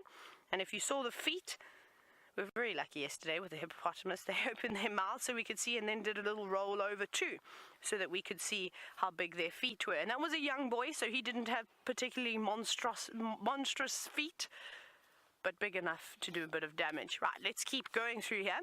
Now, because it's still nice and cool, we do have to be very careful, because they could still be out. Now, Chris, you would like to know why an animal would spit out of its food. Well, very much the same reason as to why you and I would spit out our food. Probably because it didn't taste very nice. So, and this is the thing I want to do research on. If there's anybody else that has come up with different theories other than the food not being particularly palatable, maybe it's got something to do with the change of season. I don't know. I've seen it with zebra before, where they've regurgitated grass balls that weren't digested, and apparently that had something to do with the different types of bacteria in the grasses and their stomachs not really being able to digest it. We used to see it in the Eastern Cape quite a bit. It almost looked exactly like a zebra dung in tight balls, but it was just woven balls of grass. That was it. So at different times of the year, I suppose animals' stomachs need different types of bacteria to help break down the foods that they're eating. And because the seasons out here are so drastic, winter and summer are very different, very arid in winter and very wet and lush in summer. Most certainly, I think they'd need more bacteria that would be a lot harsher and probably a bit better at helping aid digestion when winter there's not as much food around. So maybe it's got something to do with that. There are potentially lots of other possibilities that it could be. Remember, out in the bush, a lot of the things that we do tell you about these animals are just from a couple of people. Not from a couple of people, but it's just observations of people. They've written them down. They've said, this is what I've seen this animal do 150 times in this area. But what that animal does in one particular spot might be very different of course, from another area. I just think it's too much of a coincidence that all of a sudden the last few weeks we've been seeing a lot of this partially chewed grass and then big bulks of it sort of spat out. So we'll go and see a bit later, or maybe some of you can find an article on the interweb if there's anything that's been sort of noted about that. Maybe James knows something about it. He's been in the industry for a very long time.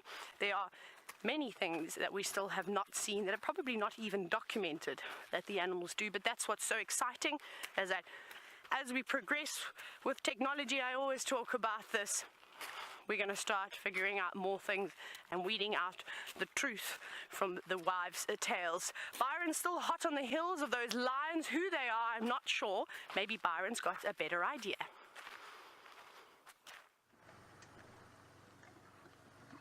Oh, we're trying to find out where these lions have gone, which direction. Still no. Sorry, I'm just listening.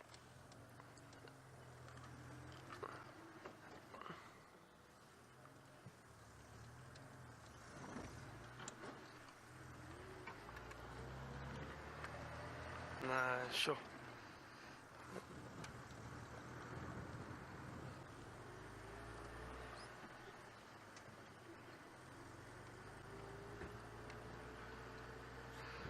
I hope so too, and I'm very confused because now one of the other guides said that they've seen leopard tracks in the area too.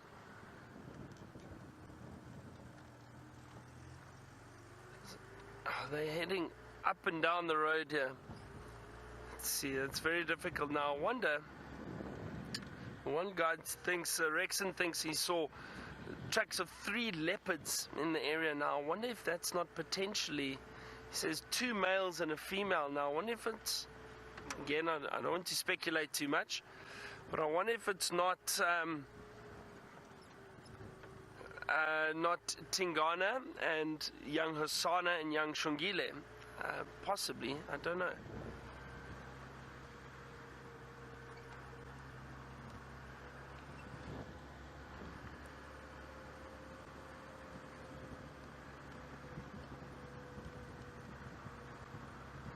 I'm just trying to listen to the radio to see what they say.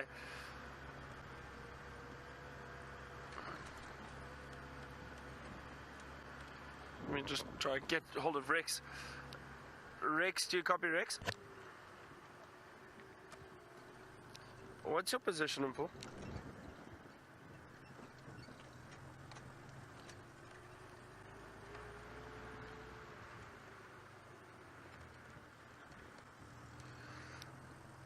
Copy. Do you think do you have tracks of leopard in the area too?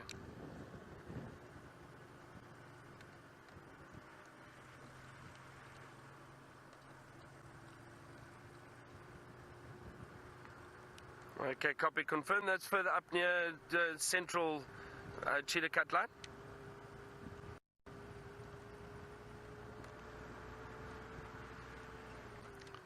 Sure. All right. Well, it sounds like Rexon thinks that they were leopards chasing one another, so it's possibly Tingana chasing young male and maybe young female. I'm not sure. I'm going to try to work out what's going on around here. It's very confusing at the moment. Let's head back to James and see what he's up to. I'm still looking at this bark spider whose story is not yet told, and I'm trying to find out exactly which one it is, and it looks to me like the anterior view of the common bark spider, Cherostrus sexcuspidata. That's quite a name. Let me say it again. Cherostrus sexcuspidata. Now, as I was saying a little bit earlier, they are supposed to be nocturnal. Now, what they do is, shall we try to go a bit closer, since I am still here, not just a discombobulated voice.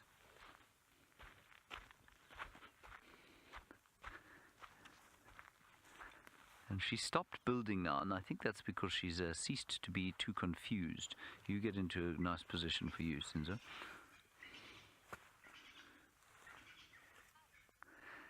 Now what she does normally is sit on the bark of a tree during the course of the day. Now, Ali, this dovetails quite nicely with your question.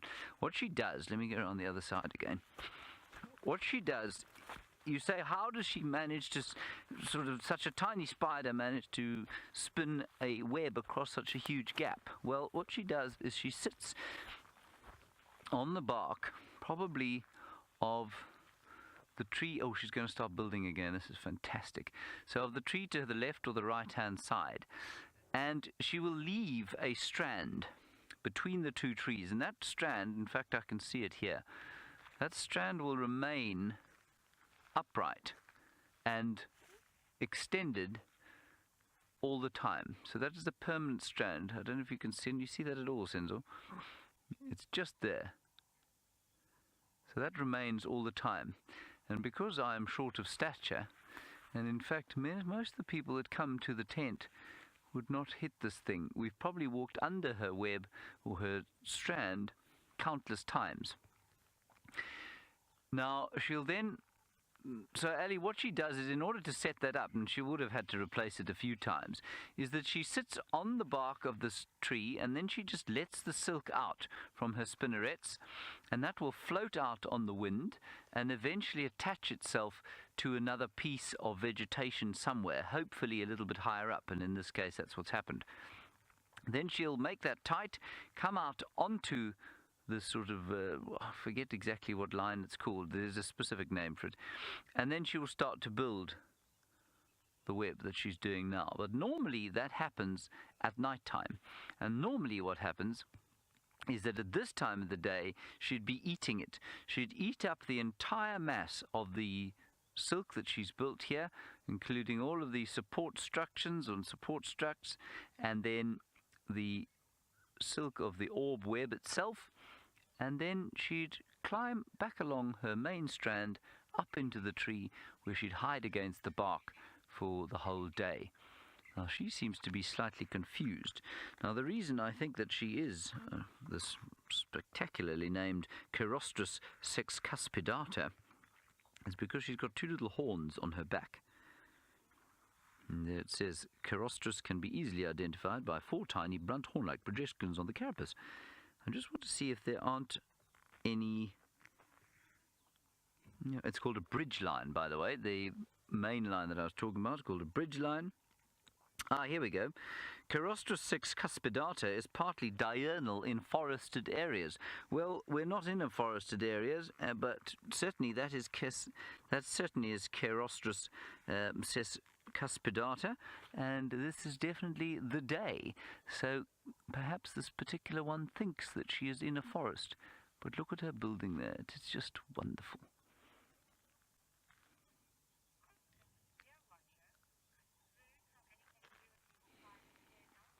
Well, that's interesting, dear Watch. You asked quite a nice question there. You say, is the fact that we're nearing full moon perhaps having an effect on when they are active, these spiders? So because nighttime looks like daytime, a little bit under the full moon and clear skies, maybe they become less strictly nocturnal and diurnal during the full moon. Yeah, I think that's entirely possible. Why not? I'm just surprised I've never seen her before here. And it's because I suspect she probably builds her web normally during the night, and by the time the day comes along, of course, she will have eaten it up. So when I come wandering under here in the afternoons, I wouldn't have seen her. And I think they're quite long-lived, if I'm not mistaken, as well. It doesn't say in this particular book. What a beautiful spider she is. Let me just read that name again. I can't remember it. It's too spectacular. Cheirostris sexcuspidata. Cheirostris, spelt C-A-E-R-O-S-T-R-I-S. Cheirostris sexcuspidata. S-E-X, obviously. C-U-S-P-I-D-A-T-A. Cheirostris sexcuspidata. What a marvellous thing you are. It's interesting, I don't think it's the neatest bark spider's web I've ever seen. and I don't know if she isn't slightly confused. Well, Dan, you say one of your favourite spiders is the rainbow jumping spider. Well, I don't think I've ever seen a rainbow jumping spider. I imagine my favorite love coloured one quite.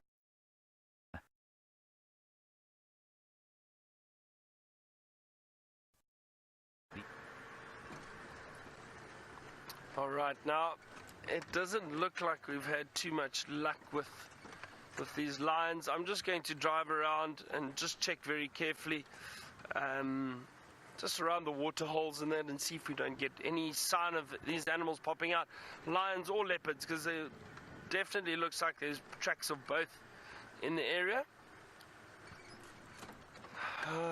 It's a pity. We're still all alone here, though. No one else has come in to give us a hand, which is unfortunate. But we'll see. Maybe we still find something. Persistence pays off. It definitely does. But it's been a nice morning. Craig has commented on the spider webs, and he said that it looks so sparkly.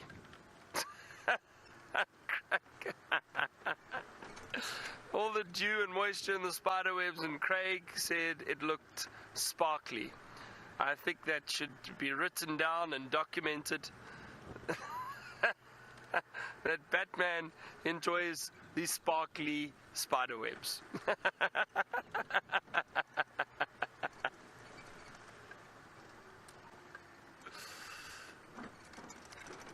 Alright, now I couldn't hear who it is, but somebody has buffalo dung to show you. It's Taylor. Let's go and have a look.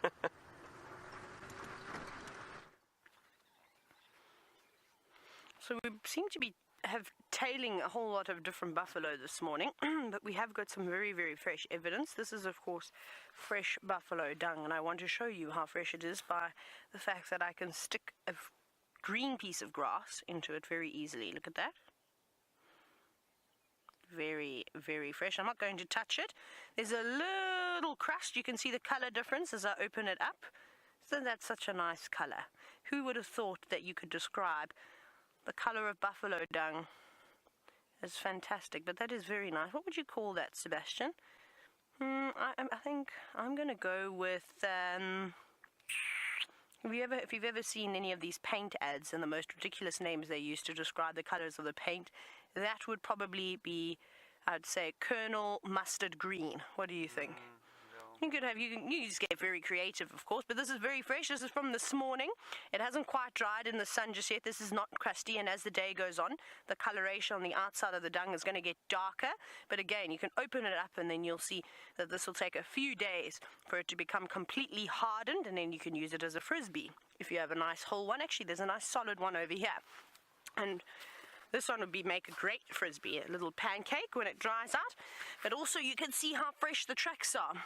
Over here. Now, there were two of them. This is not just from one buffalo, it's from two different buffalo bulls, just by the size of their feet. This is the back foot. The front foot would have been over there. There's another front foot. Front feet are much larger, and again, you can see how quickly and very easily I can move the sand on the end. Front foot again. Oh, the front foot is just over here, but you won't be able to see most of it because the back foot has stood over it. Let me move up slightly. This is a big front foot, and you can look in comparison to my hand. Look at the size of that track. It's massive. It really is big, and the reason why, of course, it's not from last night. It's broken through all of that wet sand already. This is not wet, it's very loose. So I think if we were to go down into this drainage line behind us, which we're not going to do, we would probably find these two Dugger boys. But we will leave them. We shan't be going looking for buffalo in this thick bush. That's a very silly and dangerous thing to do when you're on a walk. It's different if you've got a nice big breeding herd, and they're a little bit safer, a little bit more not as temperamental, to view. But two boys on their own, you've got to be very careful, especially when they could be around every single corner. And Herbie has just said to me he said that we need to take it easy through this patch. We are on Inyala Road, and this is a known area for buffalo, for rhinos, for elephants, for any of the big dangerous game, possibly even leopards and lions too. But I'm not too particularly worried about the big cats. I'm more worried about a buffalo or two on their own, just trying to keep safe, especially first thing in the morning.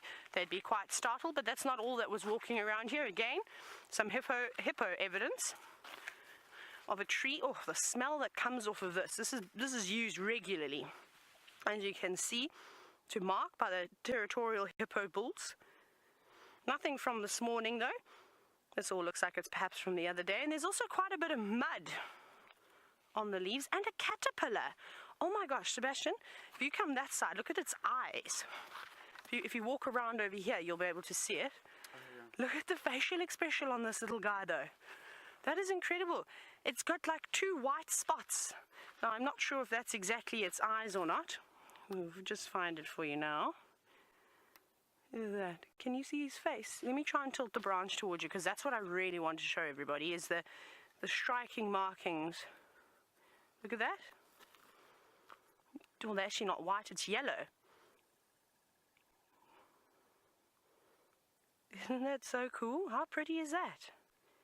Now, we've seen a lot of these hairy caterpillars, and most of you know these are ones you don't want to touch because they can make you itch, burn. But that is the most amazing face of a caterpillar that I've ever seen. Whether those are really its eyes, I don't think so. I think it's just a coloration and marking to make it look bigger and scarier, like we sort of see eye spots on the back of moths or on the back of a pearl-spotted owlet's head to try and confuse predators. I think that it's a similar thing that's happening now. That is so cool. So I hope you're all going to take a couple of screenshots of that. Very nice. Right, let's leave our dear friend the caterpillar. Unusual to still see a couple of caterpillars out at this time of the year. It is starting to get a bit chilly. So it's going to have to pupate very quickly and turn into, whether it's a butterfly or a moth, I'm not so sure. Right, let's carry on.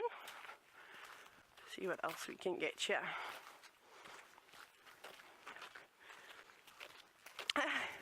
Donald, you're wondering what are these strange things wrapped around my ankles? So these are called gaiters. Not quite horse riding gaiters that normally come up to just underneath your knee, but essentially what they do, I'm going to take one off for you. So basically what it does, it's a very easy way to keep your socks out of, I might sit down for this, I think that'll be easier. Keep your socks from getting all the seeds and things in them, because normally you have to throw them away, and then also it protects your shoelaces. These are old shoes, I've had them for a long time, they need replacing now. And I've got this little clip that hooks in onto your lace, and then it's got little things that you close it down, and Velcro. The Velcro is not so great though, because that gets full of sand, and then you just sort of use it to cover the bottom of your shoe. So it just prevents any grass seeds, anything getting stuck to your shoes and to your socks. And hopefully it keeps the ticks away a little bit too. I normally cover them in a type of a tick deterrent, if you will. Oh, I'm coming undone.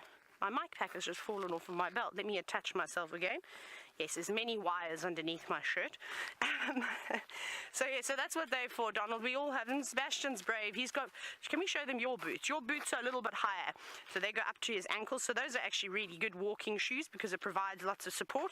My shoes, however, are the bush shoe, especially in this area. We call them fellies. So you can get leather ones. I think James has got a pair of leather ones. Or you can sort of get this suede type material, I suppose. It gets nice and wet and full of sand very easily. You can wear them, and I prefer these for this area just because it is quite sandy and it gets so hot, so it keeps your feet nice and cool too. Now, Lady Starfire, you're wondering, how do ticks transmit disease? If I'm not mistaken, it is of course from when they bite you, and I think a lot of the bacteria lies in their saliva, if I'm not mistaken. That gets into your bloodstream, and of course anything that gets into your bloodstream travels very, very quickly throughout your entire body. So It's not all the ticks, of course, that can cause cause you to be sick, but there are definitely a couple of them bont ticks, and of course the red-brown ticks, and even the little pepper ticks carry some vile diseases that you don't want to pick up. And like James said earlier, he's had tick bite fever many a times. I think most guides have probably had it at least 5 times. I think I'm on about 7 times now. It's ridiculous, but I've gotten slightly used to it, so I don't feel too sick. I feel a little bit lethargic, and I get a horrendous migraine for about a week, and then that's about it these days. I don't get the nausea and the hot sweats and that type of thing anymore, which is quite nice. I'm so glad my body just built up a very small immunity to it. Oh great, I think, I'm not sure if Brent's been on already, I haven't heard, but Brent seems to be up and running, driving around. I wonder what we're going to see in Kenya today.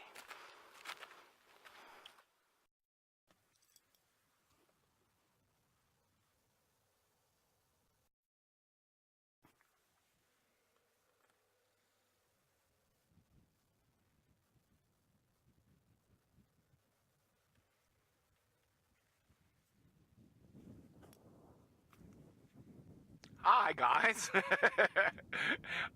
So we're way down in the south. We're heading down towards the Tanzanian border. We are hoping we might find some cheetah a little bit later. But while we're here, there's some incredible stuff. And obviously this is an area that's really, really rich in history. And the Masai Mara isn't a national park. It's actually a national reserve. And it's still owned by the local Masai people. And in doing so, they maintain certain rights.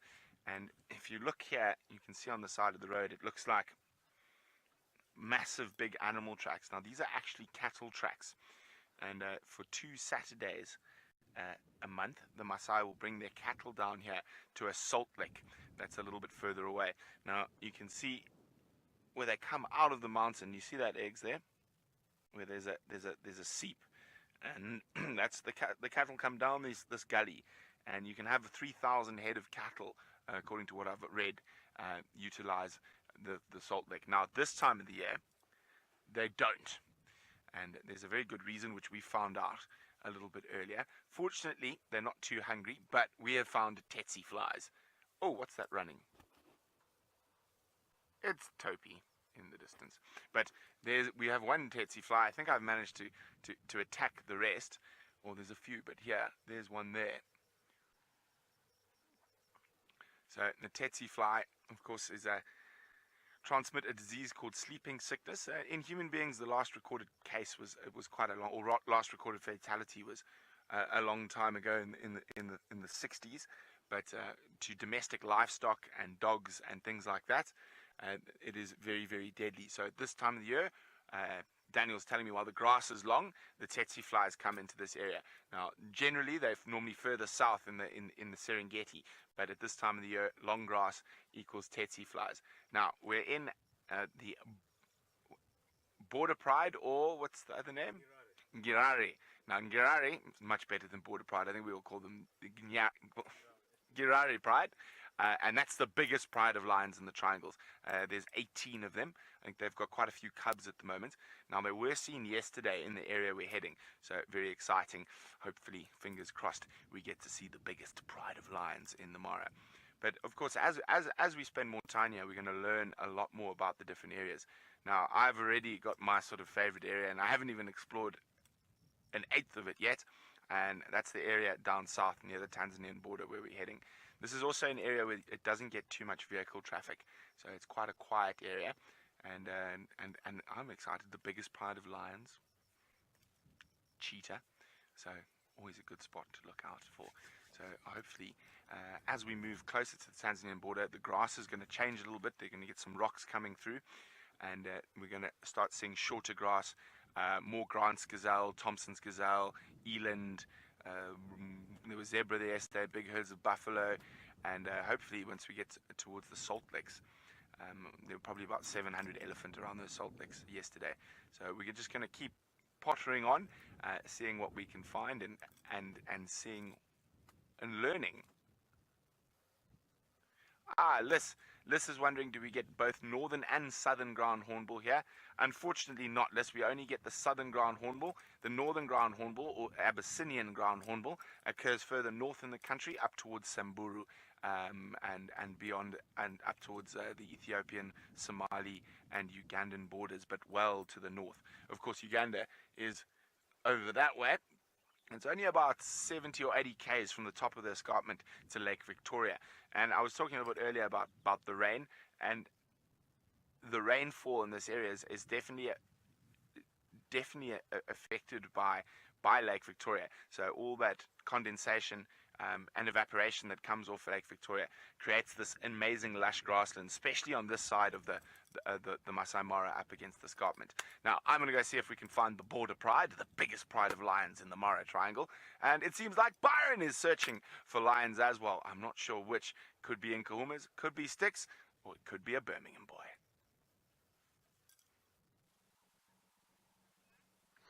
No sign of male tracks on our side, Brent, so hopefully you have some luck on your side. But we have got to Buffelshoek Dam, and we've got the 4 hippo that we saw, or that we've been seeing around here, which is nice.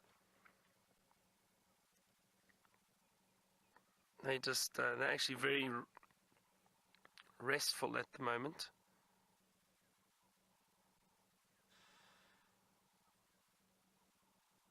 Now, I've also stopped here for a reason in that I would like to listen out for any signs of these predators that we've had moving through the area.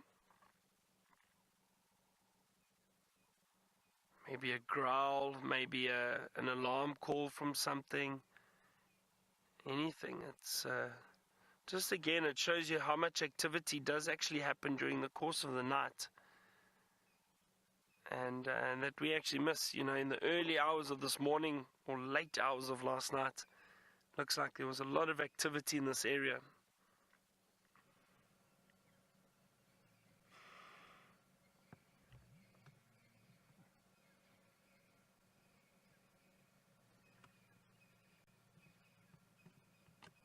Still hear a lot of Franklins calling in the distance.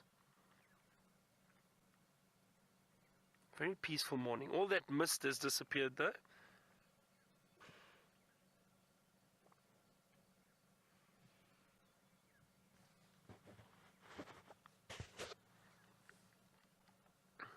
Very peaceful. Now Brent was talking about the tsetse flies and how they give you sleeping sickness.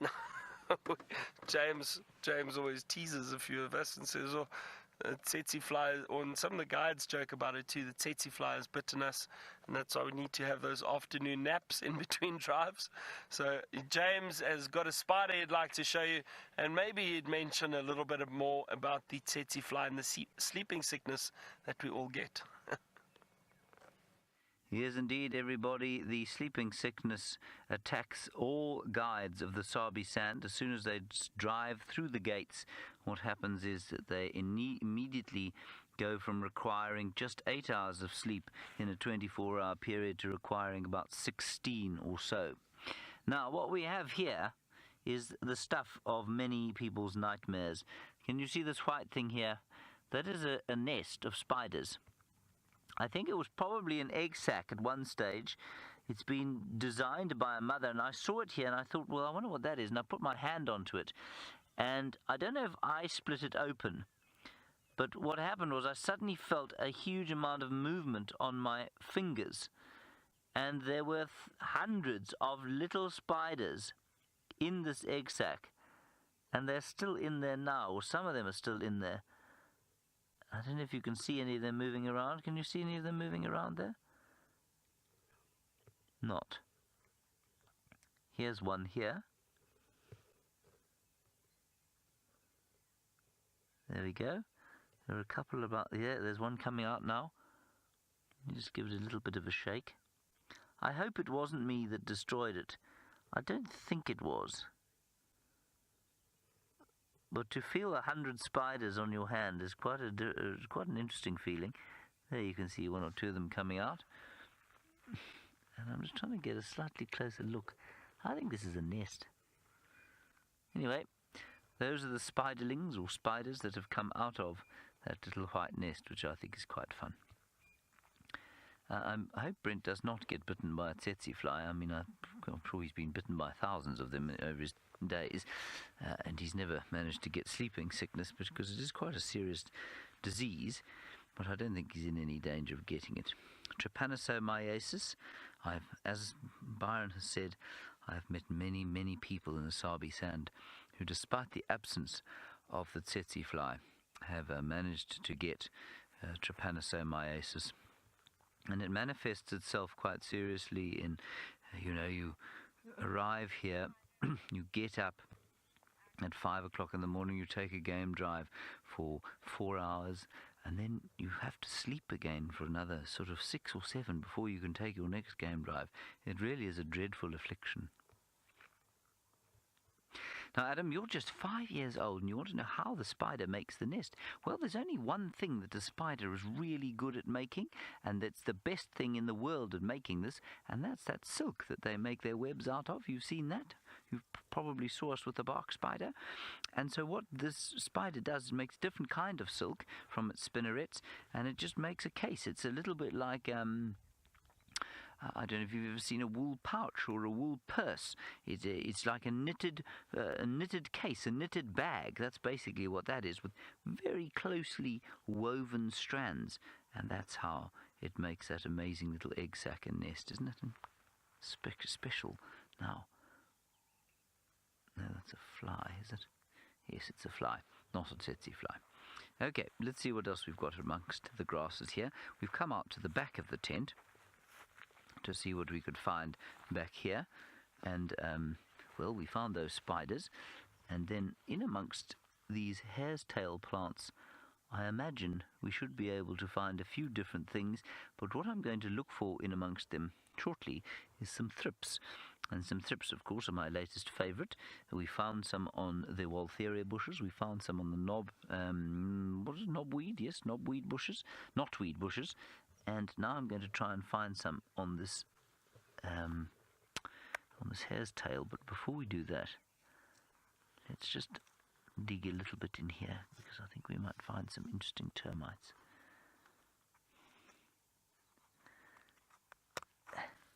Nope. Let me just lift this. There they are. There we go. Now, what we want to deeply avoid is the olive bark scorpion, which could easily be under here, which will give me a nasty bite. But there are a spectacular group of termites. Can you see them there, Sens? And they are going about the business of disintegrating this log. They are covering it in sand, and slowly, slowly they're eating it away. And so between them and the fungus that is around every piece of wet and rotting wood, between them and the fungus, they will destroy this log, and in a year or two there will be nothing left at all. It will have disappeared entirely into the dust. As the old saying goes, dust to dust. Cool, let's put that back down and let's go and see if we can find some thrips underneath this hare's tail plant. Come on then.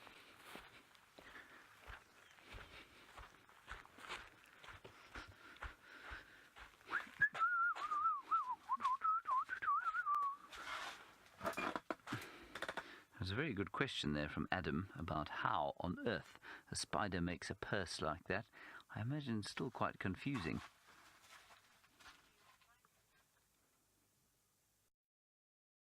Beautiful hare's tail catching the water, and what I'm going to have to do is open it up slightly to see if I can discover one more of the 4,500 species or so that we get of thrip.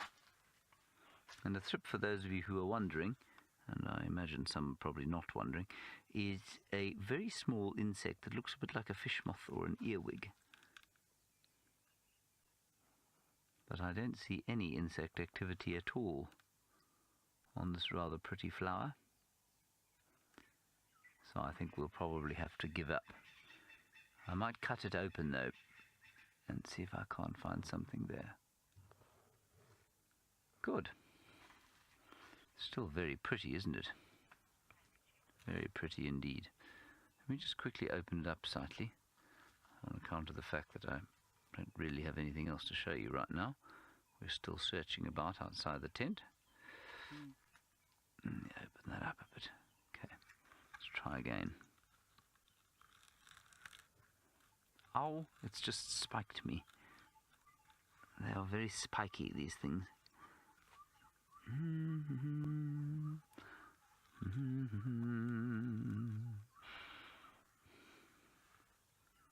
Right, now if there is an insect in there, we will see it now.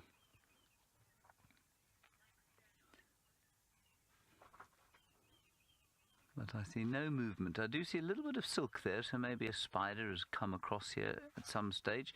There is some movement inside the plant, but no thrips knocking about the place.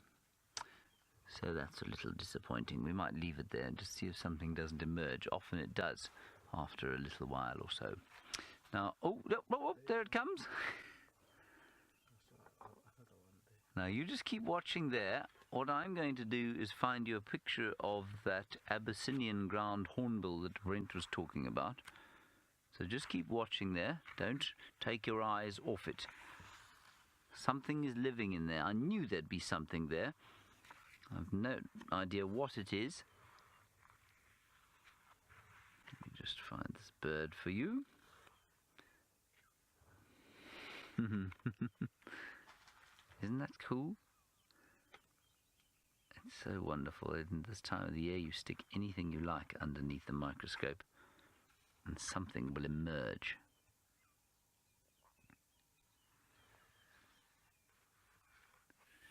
Okay, well, let's wait for that to come out, and then you can just come and have a look at the bird now, if you like.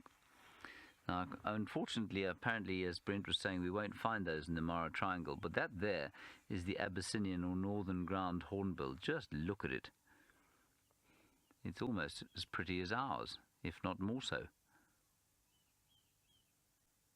That's our one here. That's the southern one there. And there, the gorgeous Abyssinian. Now, I nearly got very excited there. I've just been asked to link to Taylor with wild dog and leopard tracks.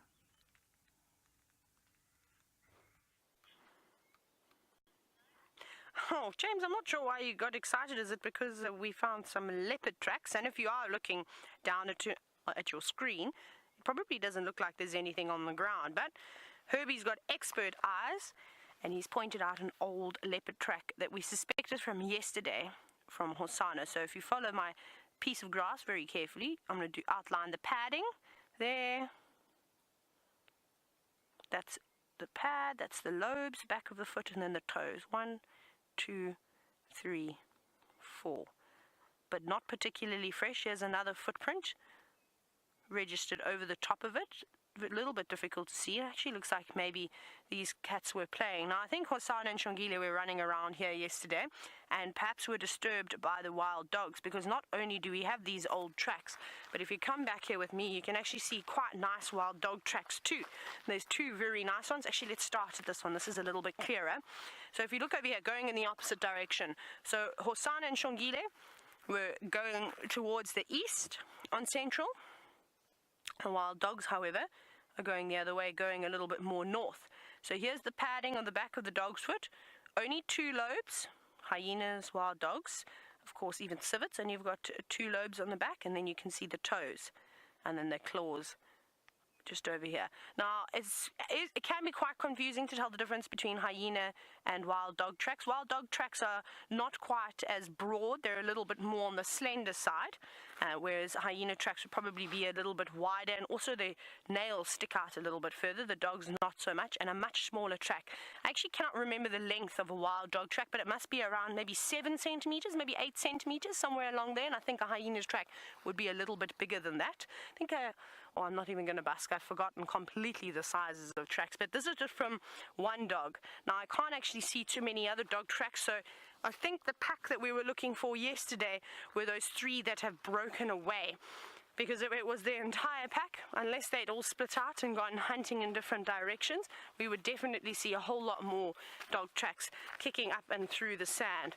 Now, we didn't see where they went. We didn't find them yesterday, and no one has reported any tracks going out. But from here, I did, as we turned around and carried on walking, I saw a couple more dog tracks. So they were going up and down this road. Maybe they'd heard something, maybe they were smelling something and trying to flush it out.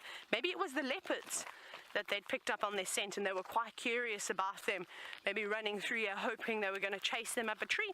And that could have quite easily happened, because we weren't here, we didn't see it. We can only, of course, speculate as to what happened. Byron is also doing a bit of tracking, and we've moved into the area to give him a hand. Hopefully we'll find Hosana and Shongile. Let's go across to him and see how the search is going. Not very good this morning, Taylor. I think all these predators have given us a slip, unfortunately. That's the way it goes. Although I'm still just driving slowly through this area, just scanning the trees if perhaps there's a leopard up there, or checking the termite mounds, trying to look carefully through the long grass. These leopards seem to be, or the predators in general, are just evading us for the last few days. I think we're trying too hard. Maybe that's it.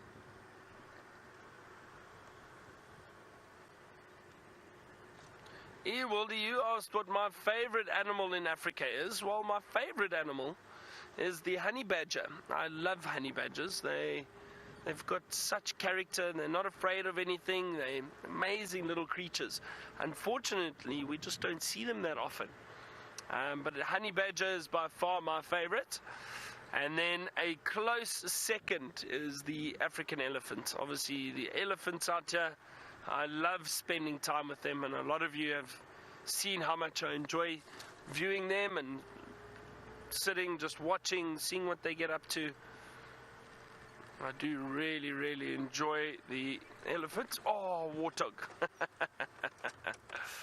I almost got excited there, thinking it was something else. I just saw a little flash move through the long grass. See that? There it goes. Where is he off to? It's a male. Just obviously not interested in sticking around for us. Well, look at that. Our luck is changing. We found some warthog. A warthog. A nice male. Now, it would be kind of him to tell us if he heard any leopards or lions in the area. Doesn't look like he's interested in giving us any information. There he goes. Just moving off. Just through the thicket. It's amazing how these animals can disappear now in this long grass. Makes it quite difficult to view them. Off he goes. Starting to warm up a bit now. The day is becoming lovely.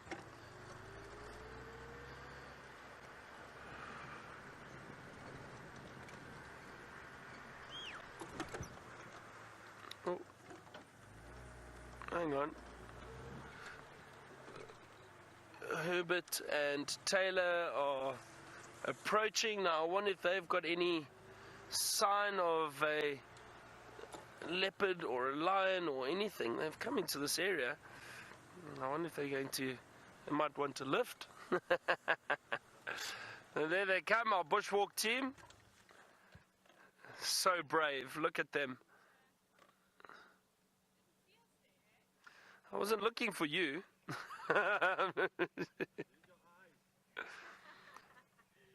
So our very famous bushwalk team, it's Seb and Herbert.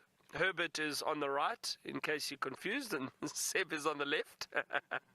That's Taylor, the My Little Pony McCurdy. I enjoyed that. Some of you tweeted that her hair looks like a pony, My Little Pony. Oh dear, so we haven't had any luck with all these tracks. Herbert, it did look like there were tracks of a pride on Cheetah cut line, but then there are also tracks of leopards moving through the area, and sounds like 3 leopards, 2 males and a female, perhaps. I don't know. There's a lot of activity. It tracks everywhere. Too much. All right. Well, we'll see you all later. Enjoy. Enjoy. Good luck. I mean, at the junction. Up.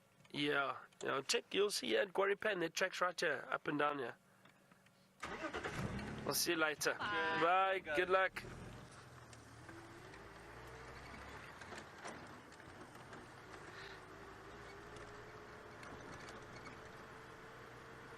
Oh dear, now it sounds like James is trying to be Batman because he's hanging upside down.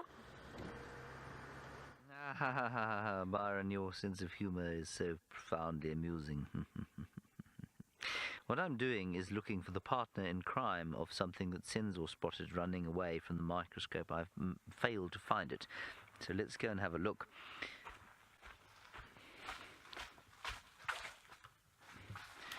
Senzo said, as I was waiting for a thrip to come out of this plant that we were looking at earlier, he said he was sort of wanting to speak, but he didn't want to speak while we were live. So eventually, as we went off air, he said, there's something there and it's running away. And I looked and I said, rubbish, there's nothing there, you're talking nonsense. Quiet, man, do your job. And then I noticed that he was in fact correct. Now, there it is. Can you see it there, everybody? See if you can see it. Let me move it away from my face. Can you see what we're looking at?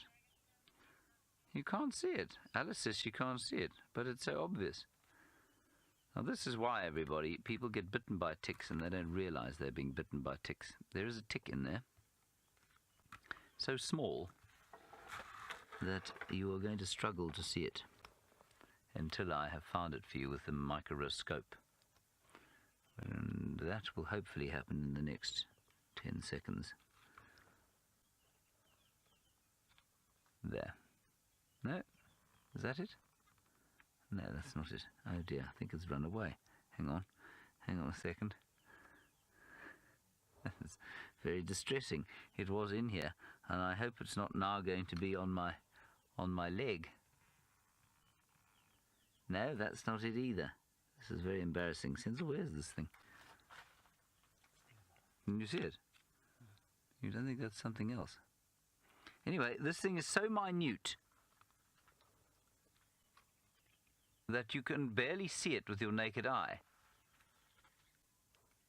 I'm failing now to find it. That is very depressing. It was so cool. It doesn't help for me to tell you that it was so cool. I need to find it again. It couldn't have escaped, surely. Oh, hang on.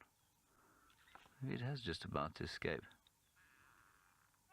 This is deeply embarrassing.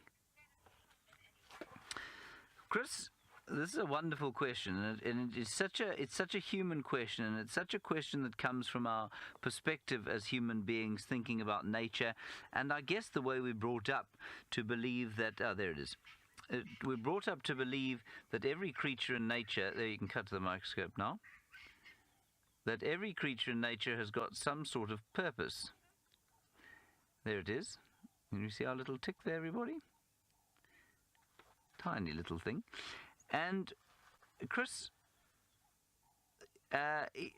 you know, from a human perspective, no, a tick doesn't play any role at all. I remember asking my biology teachers when I was at school, you know, what function does a fly have? Because they used to tell us, you know, everything in nature has got a purpose. And it's eventually, normally what would happen is that when things got too confusing and too difficult for him to answer, the standard issue answer was, well, they're part of the food cycle. And, you know, lots of other things wouldn't live without them. And that was, I was expected to accept that.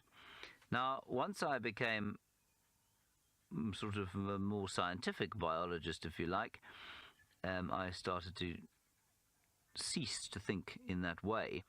And sorry, let's just try and find him again, because he's quite amazing. Sorry, Alice, I think come back to me. I can't find him right now.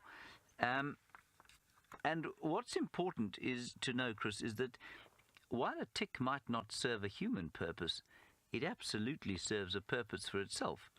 And if you look at it from an evolutionary point of view, the tick serves the purpose that it needs to serve in order to survive. And it's incredibly successful because of the countless hundreds of thousands of species that have gone extinct over the ages.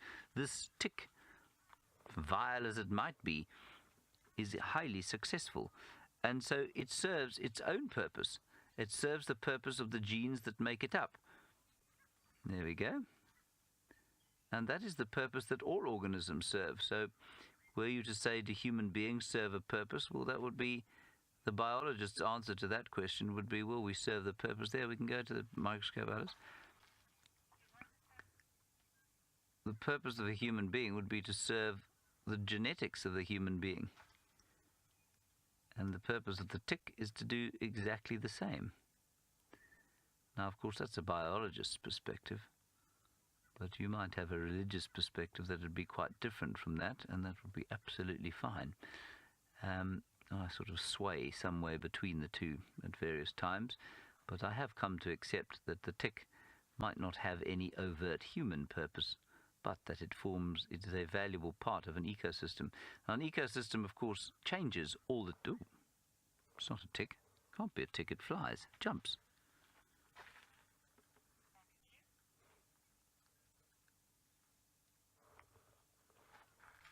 Where do you think it went, Senzo? To my hand. It's okay. I'm sure I'll be fine. So what I was saying there is that, you know, every piece of an ecosystem is valuable, and you'll hear that too, you know, especially in young biology classes, and that's often where people's formal biological training ends. And, you know, every piece of nature has a purpose that keeps things in balance. There's no such thing as balance in nature, of course. It's a constantly in flux. It's a constant sort of what you might call dynamic equilibrium, but everything is changing all the time. So if you remove the ticks from an ecosystem, it will almost certainly have catastrophic consequences for thousands of different species, all the way from the grasses, because ticks, of course, affect the mammal numbers. Mammal numbers affect grass numbers. So were you to remove the ticks from an environment, well, yes, it would have a catastrophic effect. Would that necessarily be a negative effect? Well, it depends entirely on your perspective. So it will be a negative effect it might create ecosystem collapse. But from the ashes of a collapsed ecosystem, another one will will rise up, totally different from the one that was before. I think it's quite a lovely discussion to have, and it all stems from, does this animal have a purpose in nature? Taylor has managed to find further tracks. This time I'm going to guess from what I'm looking at, I think she's looking at Shongile's tracks. You are correct, James. They are indeed Madame Shongile's tracks, or we can only hope that they're hers. Otherwise, there's another female lurking around. And there's rumours going on that there have been many tracks of 2 male leopards as well as 1 female. And I can confirm those tracks. One of the males definitely looks a little bit smaller, or the tracks look a little bit smaller than the others. So I wonder, I'm just going to throw this out there, whether it's true or not, I have absolutely no idea until we can find what's going on, is that Hosana and Shongile met up the other morning after the big commotion, the big box with all that Hosana had with Tingana. We saw those tracks on Pangolin Track, and I think that they went off. There were 2 leopards seen yesterday in Buffels Hook, quite close to Gowrie Cutline. Unfortunately, not on our traverse. I didn't get the update as to who they were. I would suspect that it is them, and the route at which they've walked would make sense, and they maybe have come a little bit further east and sort of walked around this side. They could have popped in there that afternoon, and then we think, because the amount of tracks that are going on from yesterday as well from Central, is that maybe they were moving around the previous night and have come back here and they've made a kill. Because I don't know why they would still stay in the same area. Gwarri Pan is not far from here. There's water there. There's also a couple of little pans in these drainage systems, so they may have had to move out to have a drink. Tingana was also heard. I can only imagine it was him that Sebastian heard soaring last night, coming from sort of towards Philemon's cutline side. That's one of his routes, and then maybe he picked up on the scent of Hosana and Shongile and was having a little look around for them again. So we don't really know what's going on, but that seems to be the case. Hosana and Shongile will not be following Tingana around for fun. Hosana now knows that he's not welcome in this area, and he will have to tiptoe through here. Now, I think we're going to be up for some excitement again, because guess who's back on Torchwood? Quarantine on a kill. I'm not sure what he's killed, probably an impala.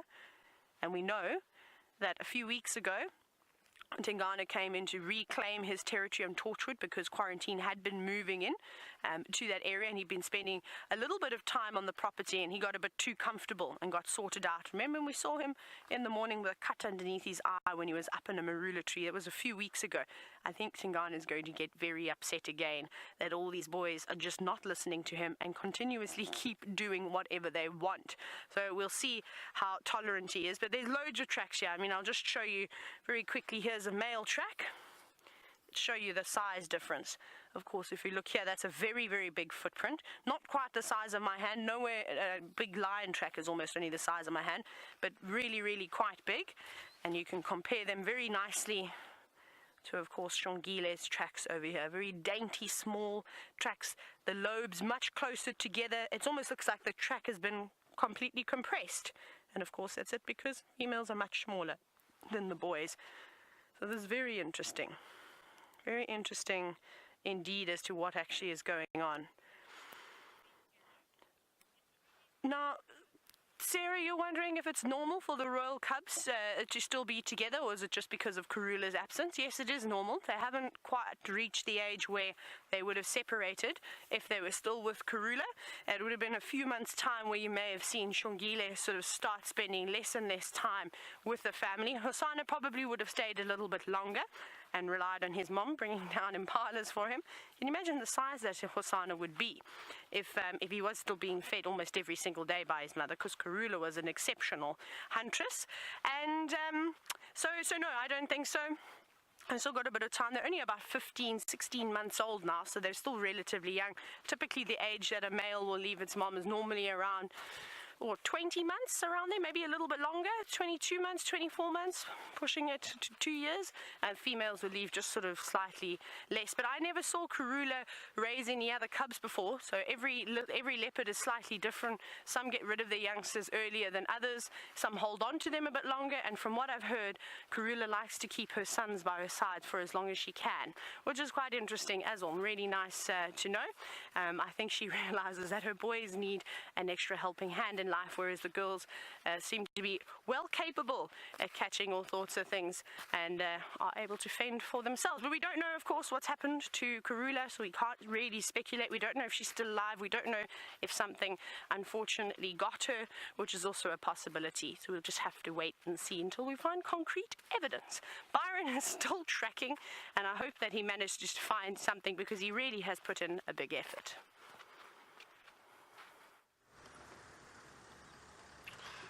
Thank you, Taylor. But no, absolutely nothing yet.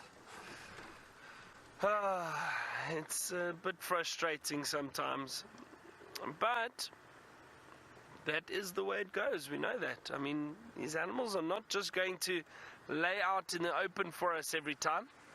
There goes a squirrel. Just sitting off. There it goes. Oh, quick little squirrel, tree squirrel.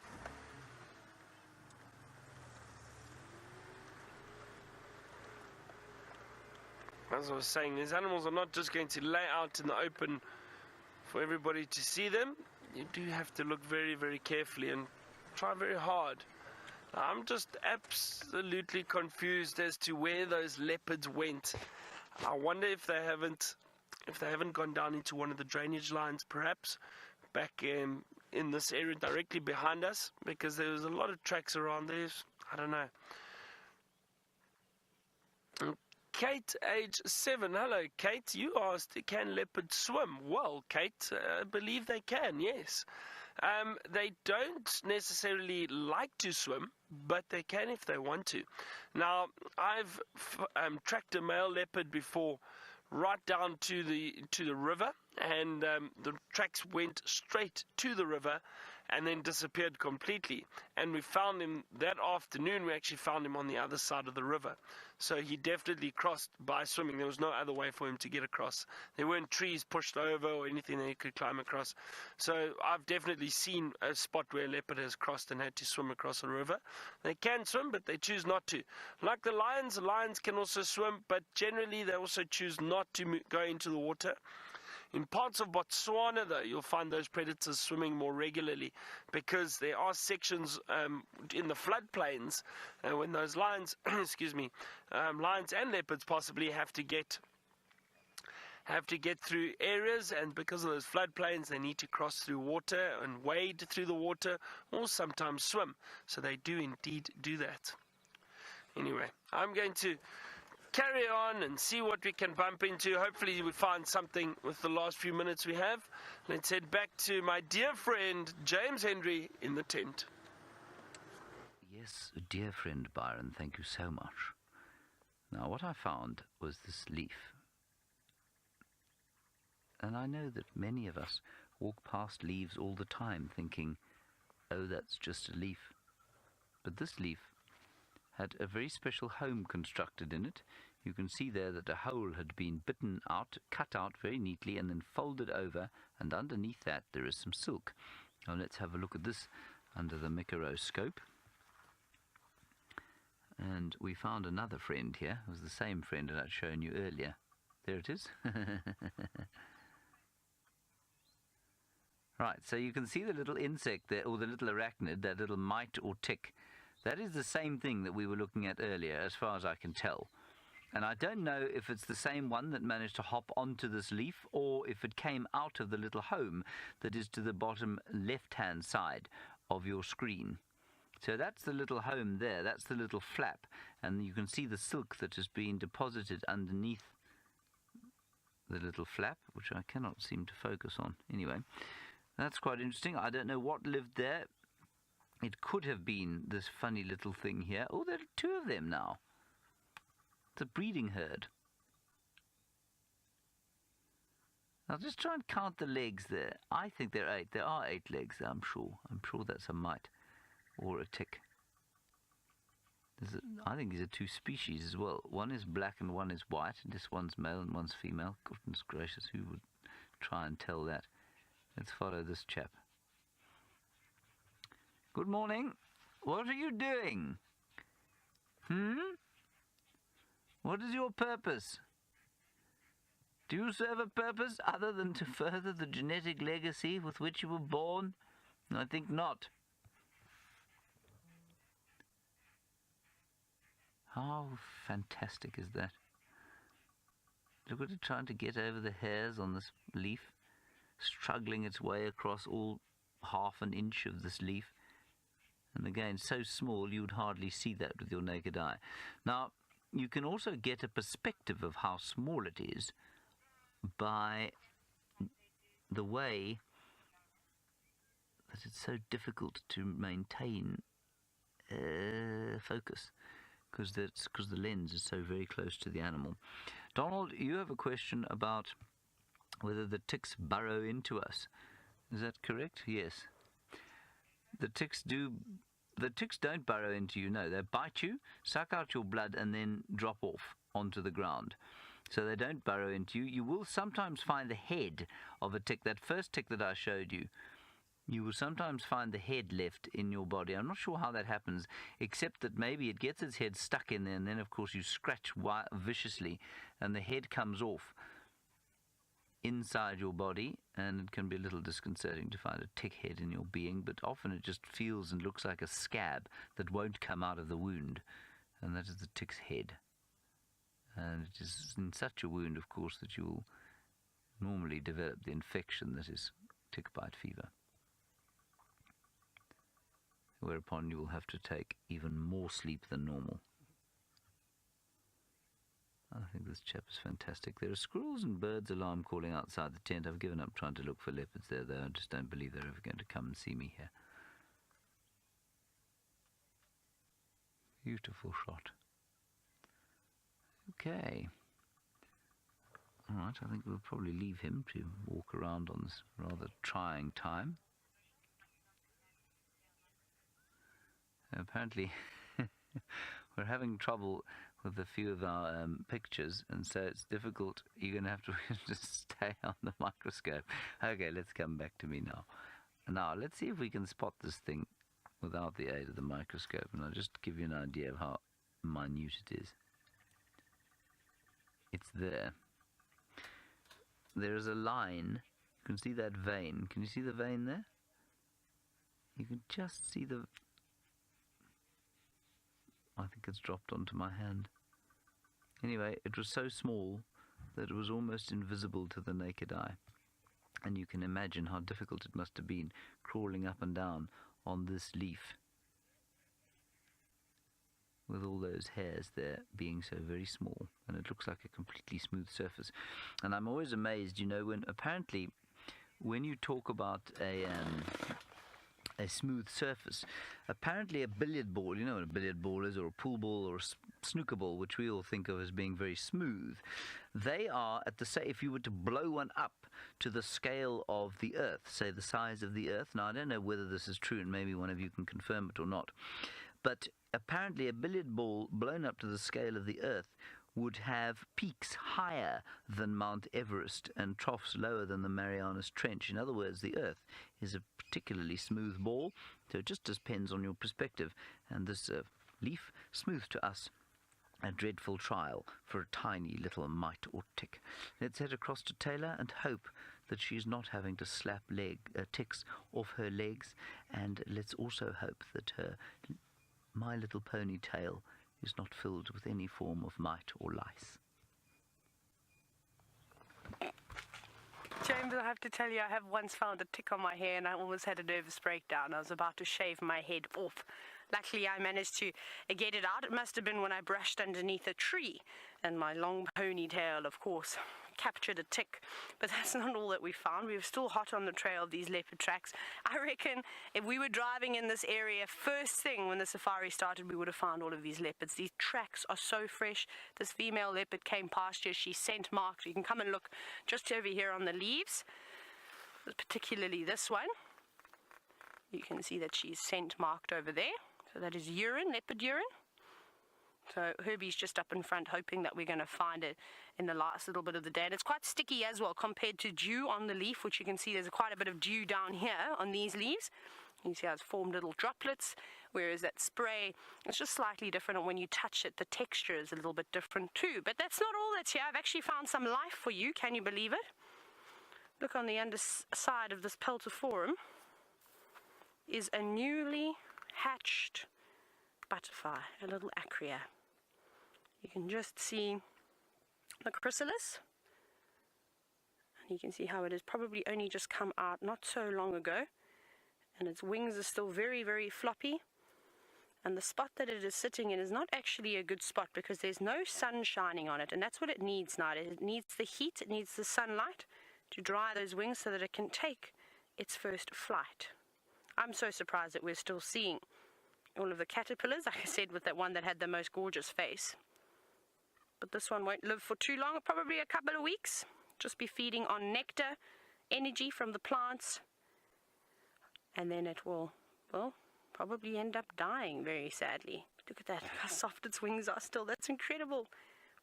And that would have been amazing to actually sit and watch a butterfly hatching out of its chrysalis or out of its cocoon. That's something that I'd love to see, the start to finish process.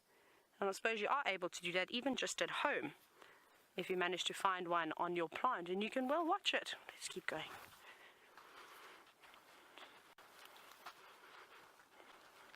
Right, let's see what else we... Woo! That's a beautiful grasshopper. And there it went. That's a little bit... That was so beautiful. It was one of those grasshoppers that blended in very well with the vegetation. It actually almost looked more like a leaf than anything, but unfortunately it was not being fooled by us and didn't want to be on camera. But it did have beautiful bright yellow coloration in between its legs, and I think you've had a good look at some grasshoppers some grasshoppers with chains under the microscope, and then you're able to see so much detail. But who knows, maybe we get lucky. What's flying around there? Was it a roller that just landed on the ground? Something chasing another one. Something, Drongo chasing. two birds chasing each other up ahead. It's the most action we're going to have this morning. Let's see if we can get a view. Maybe a fork-tailed drongo, like Sebastian said. That wouldn't surprise me. And I thought I saw that sort of diving motion of a roller when they do that, coming down to the ground. So I wonder if it wasn't a dispute between the fork-tailed drongo and the lilac-breasted roller. Again, here's some more leopard tracks. So it's good to know that we're still on the trail, going this way. These are sort of, someone has driven here already this morning, so there's a little bit of sand in them, but these are the fresh ones. So we're going to keep following them until hopefully they're going to lead us to wherever the leopards are laying, because I don't think that they'll be up and moving around right now. It's getting very hot. It's time for a siesta for the big cats, as they normally do during the heat of the day. Goodness, we've covered some miles today, hey Sebastian? It'd actually be quite interesting. Do you think 7? I think we've done about 7 kilometers quite easily, maybe even a little bit more. I'll have to check my counter when we get back to camp to see how many we've actually done. Now they're all walking here. I'm just going to keep going. Herbie's up a little bit further. We want to catch up to him. What we're going to... Ah, yes. I think it's about that morning, time of the morning now, where Byron gives you his tip of the day, and it's going to be the last one for a while, so let's go and hear it.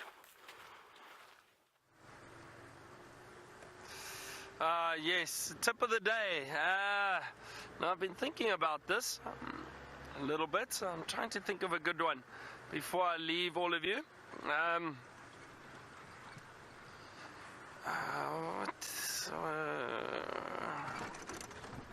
Trying to think. I think one tip, just when it comes to planning safaris, if you are planning or looking to go on safari, you need to look at least a year in advance, because a lot of these places, just about all the lodges, fill up very, very quickly. So you need to look at least a year in advance if you want to start planning and saving and getting into the right areas. And also selecting, I think, the best time of year for you. I think, you know, it's always wonderful in the bush. It is always wonderful, but you do have certain seasons that are maybe a little bit better. August, September is very popular. The temperature's great. The bush is a little bit more open. Maybe a bit easier to find some of the animals. I think all those factors come into it when planning a trip down to Africa, and also it depends on the areas that you're going to. I mean, like this part of South Africa is very good that time of year, but if you go into Botswana and those areas, it's very different. So each area, each country's got different seasons that are best for safari. So plan that carefully if you are looking to go on a safari. Is it? No, thought I saw a bird of prey.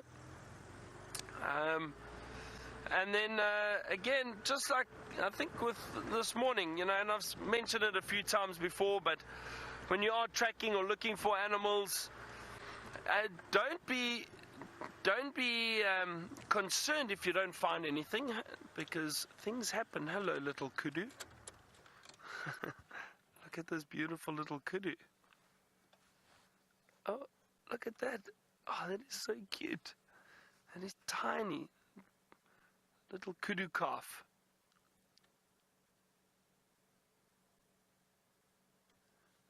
You might see it come through the little gap there. There it goes. Just walking through there. Lovely. Let me...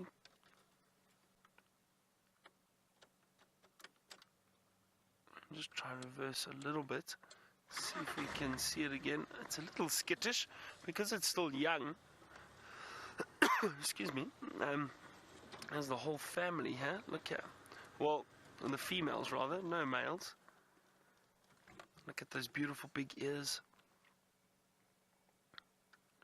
They seem quite relaxed. That's very nice. Look at that. Lovely.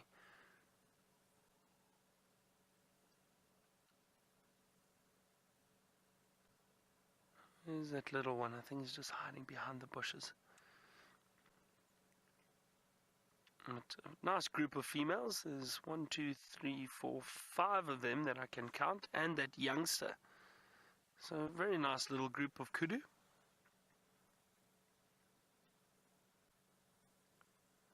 As I was saying,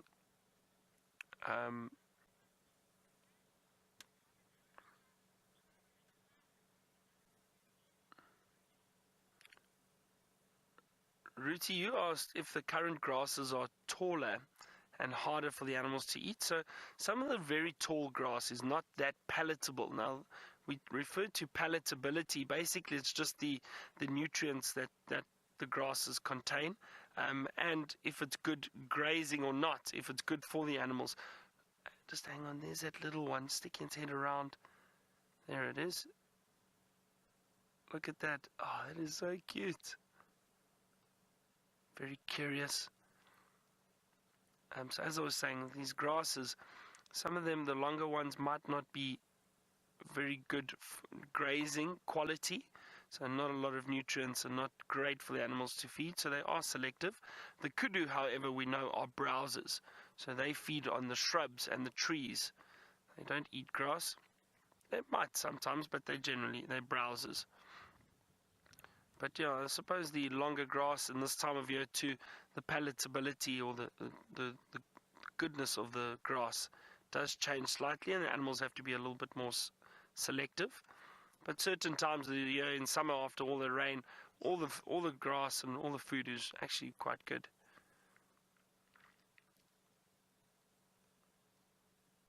So as I was saying earlier, just another thing to remember when you are out in the bush and you're driving around looking for animals or tracking, don't be concerned if you don't find anything. You know, just enjoy being out there. Things will happen for you eventually. I think if you do try too hard, I don't know, it's funny, but I do think if you try too hard, sometimes animals just don't pop out. It's often when you're just driving and having fun and enjoying it, and that's very important on a safari. Have fun, enjoy it, enjoy everything you see. It's not always just about the big cats or the big animals. Those will come with time. Obviously, everybody wants to see them, but enjoy and appreciate everything. So I think that's more my tip of the day than anything else. And my tip, or last tip for quite a while, for over a month. And again, I just wanted to say a good luck to the whole team and everybody from Wild Earth for the new venture that's happening with the Mara. It's very exciting. I think it's going to be great, a great addition to Safari Live. And we're going to have, obviously, the feeds from here and from the Mara. So good luck to everyone heading out there. But now, all of this seems to be quite a lot to handle for some of the crew, and it sounds like it's a lot for James to handle, so he's just decided to lie down for a while. Yes, I am lying down, everybody. I've sort of become quite filled with a sense of, I nearly said solemnity, but that's not right, soporificity. The sound of everything here is just wonderful. It's all the grasshoppers talking to each other. So I've taken the microphone out of my hat and I'm going to insert it into the grass, and I want you to tell me what you can hear. You can send it through a one-word tweet, #SafariLive. Here we go. It's going to make a horrible rustling sound as I push it in there, and then it should be quite nice.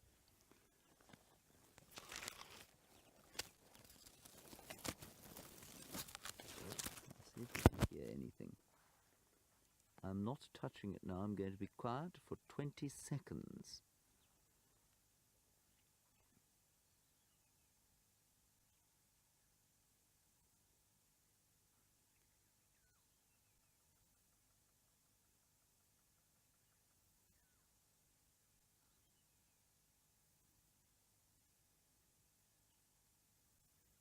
I'm sure you can hear it, actually.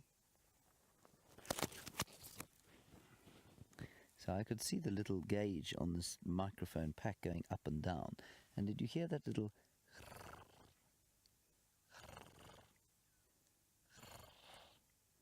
That's the grasshoppers talking to each other.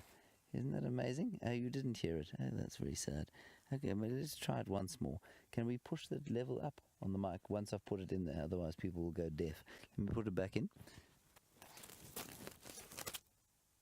Okay, go for it.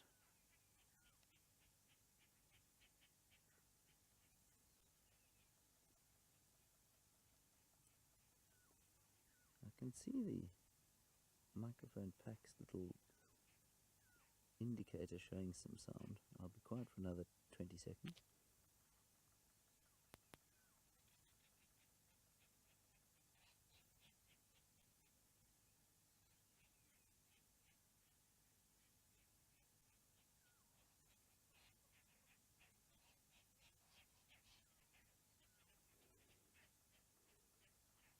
You can probably hear, I think you can probably hear a whole lot of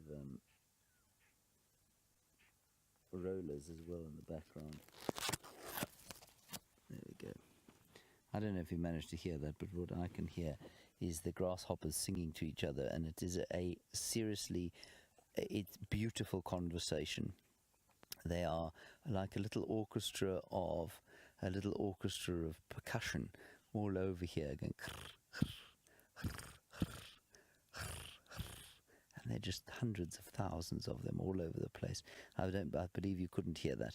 That's not the microphone's fault. It's not designed to allow you to hear things like that. We need to get an ambient microphone. What? I've got a spider. Am I being attacked? Yeah. Do you think I'll survive? I don't think so. You don't think so? Senzo doesn't think I'm going to survive. Look at it.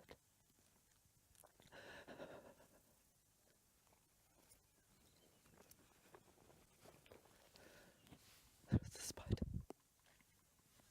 It's on my leg. I don't know what kind of spider it is, but it is in full attack mode. You can see it has lifted its pedipalps up, and although it is only about 2 millimeters long, I feel almost certain that my day is up.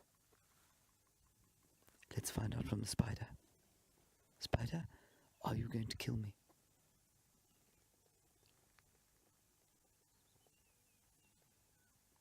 No, I just want to be your friend. Oh. It says it just wants to be my friend. That's encouraging. Phew. We'll be okay. I'm sorry, everybody. Sometimes when you have a lack of animals in the wilderness, you must behave like a total clown show. I'm going to put this back into my hat, and while I do that, Taylor apparently has the smell of Amanda's cooking in her nostrils. I'm a bit far away from home to, of course, smell breakfast, unless Louise is bringing a snack pack with her, because she's going to come and pick us up. We are very far away from home. Now, unfortunately, the critters in the bush today have been a little bit on the thin side. There don't seem to be many, but I found another little caterpillar for us to look at. And we have seen this one before. It is the same one. It is a miniature version of the one with the beautiful big smile and eyes that we saw earlier. It's the same kind of caterpillar. So it's actually quite interesting. I've found one on the Peltiforum, the African wattle, and now we've also found one on a large fruited bush willow. So obviously whichever species of caterpillar or moth this is, it feeds on a variety of different things, so that's quite nice. So sort of from this information we can deduce, hopefully, I'll check in my butterfly book today, which larval species this will belong to. They normally sort of list of the different species of butterflies what the larval will feed on. Now, it's normally not just one plant. Sometimes it is, but it could be 2 or 3 others. So we'll just have to take note of this. And it looks like there were at one point quite a few caterpillars on this tree. There are lots and lots of holes. You can just sort of see very quickly on all of these leaves how they have been chewed and eaten and left monstrous gaps in them. But the tree will be okay. The tree will survive. Remember, having an infestation of caterpillars on a tree is not necessarily a bad thing, because as they are feasting upon the juicy leaves, they are also defecating, and their frass acts as a very, very good compost. And because the leaf is already broken down, the process where the nutrients will be sort of restored back into the soil happens a lot quicker than if the leaf just dropping down on the ground during the And you do get little sections, for instance, all the mud wallows we have, and then sections of the river that dry up and it leaves stagnant water. That water is perfect breeding pools for mosquitoes, and they lay their eggs in there. The larvae then hatches, and if it's the Anopheles mosquito, you don't want to be having too many of those around, because the entire camp will go down with malaria. So they have to come in and, of course, spray that. We have it, I think it's like twice a year, if I'm not mistaken. They come through, because they did it once when I first arrived at Wild Earth, and then they did it again quite recently after the second lot of rain, just to keep those populations down. Well, Byron started off really, really well this morning. He had elephants, he's had all sorts of things. He had a lovely kudu calf too. He hasn't found any cats. I'm sure he's feeling a little bit sad and miserable. Let's go and see what facial expression he's going to show you.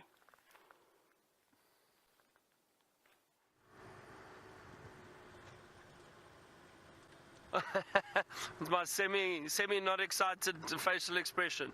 No, it's not a problem. We've had wonderful sightings over the last while since I've been here, so I'm not too phased, and I'm sure everyone's luck will improve shortly. The animals will pop out again, all the predators, and that's all.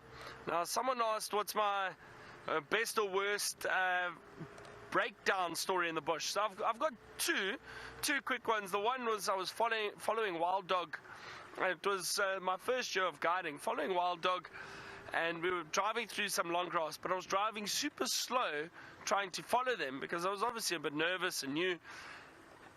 And in the long grass there was a big stump, and the vehicle just gently nudged the stump, but it lifted the vehicle up, and I came down and broke the steering rod. So I couldn't turn the vehicle anymore, and we had to basically get the vehicle out and drive back to camp, but we could only turn left. So I had to plan my route, just turning left the whole way back to camp. So that wasn't very fun. And then the other one, just a funny one, was we were driving, and I've been very fortunate. I haven't got too many punctures in the bush.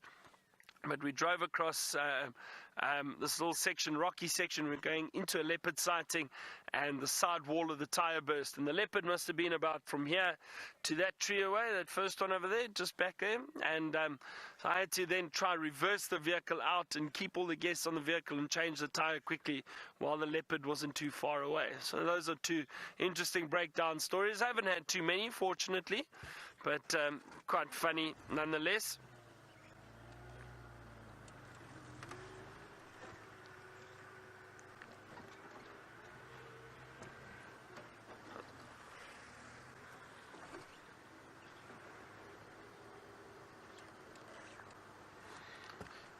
James, favourite moment from this drive? Do you mean just this morning's drive? I think, I always enjoy elephants. I think seeing those elephants this morning in the mist, that was...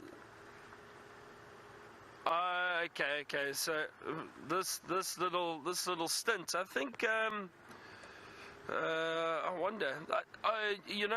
The elephant sightings. I had some great elephant sightings. Oh, our time's running out. I think all the elephant sightings, that would have been a highlight for me. Thank you to everyone again for all the questions and comments, and it's been a wonderful, wonderful few weeks here. I'll see you all again next month sometime. I can't remember the exact date, but we will let you know.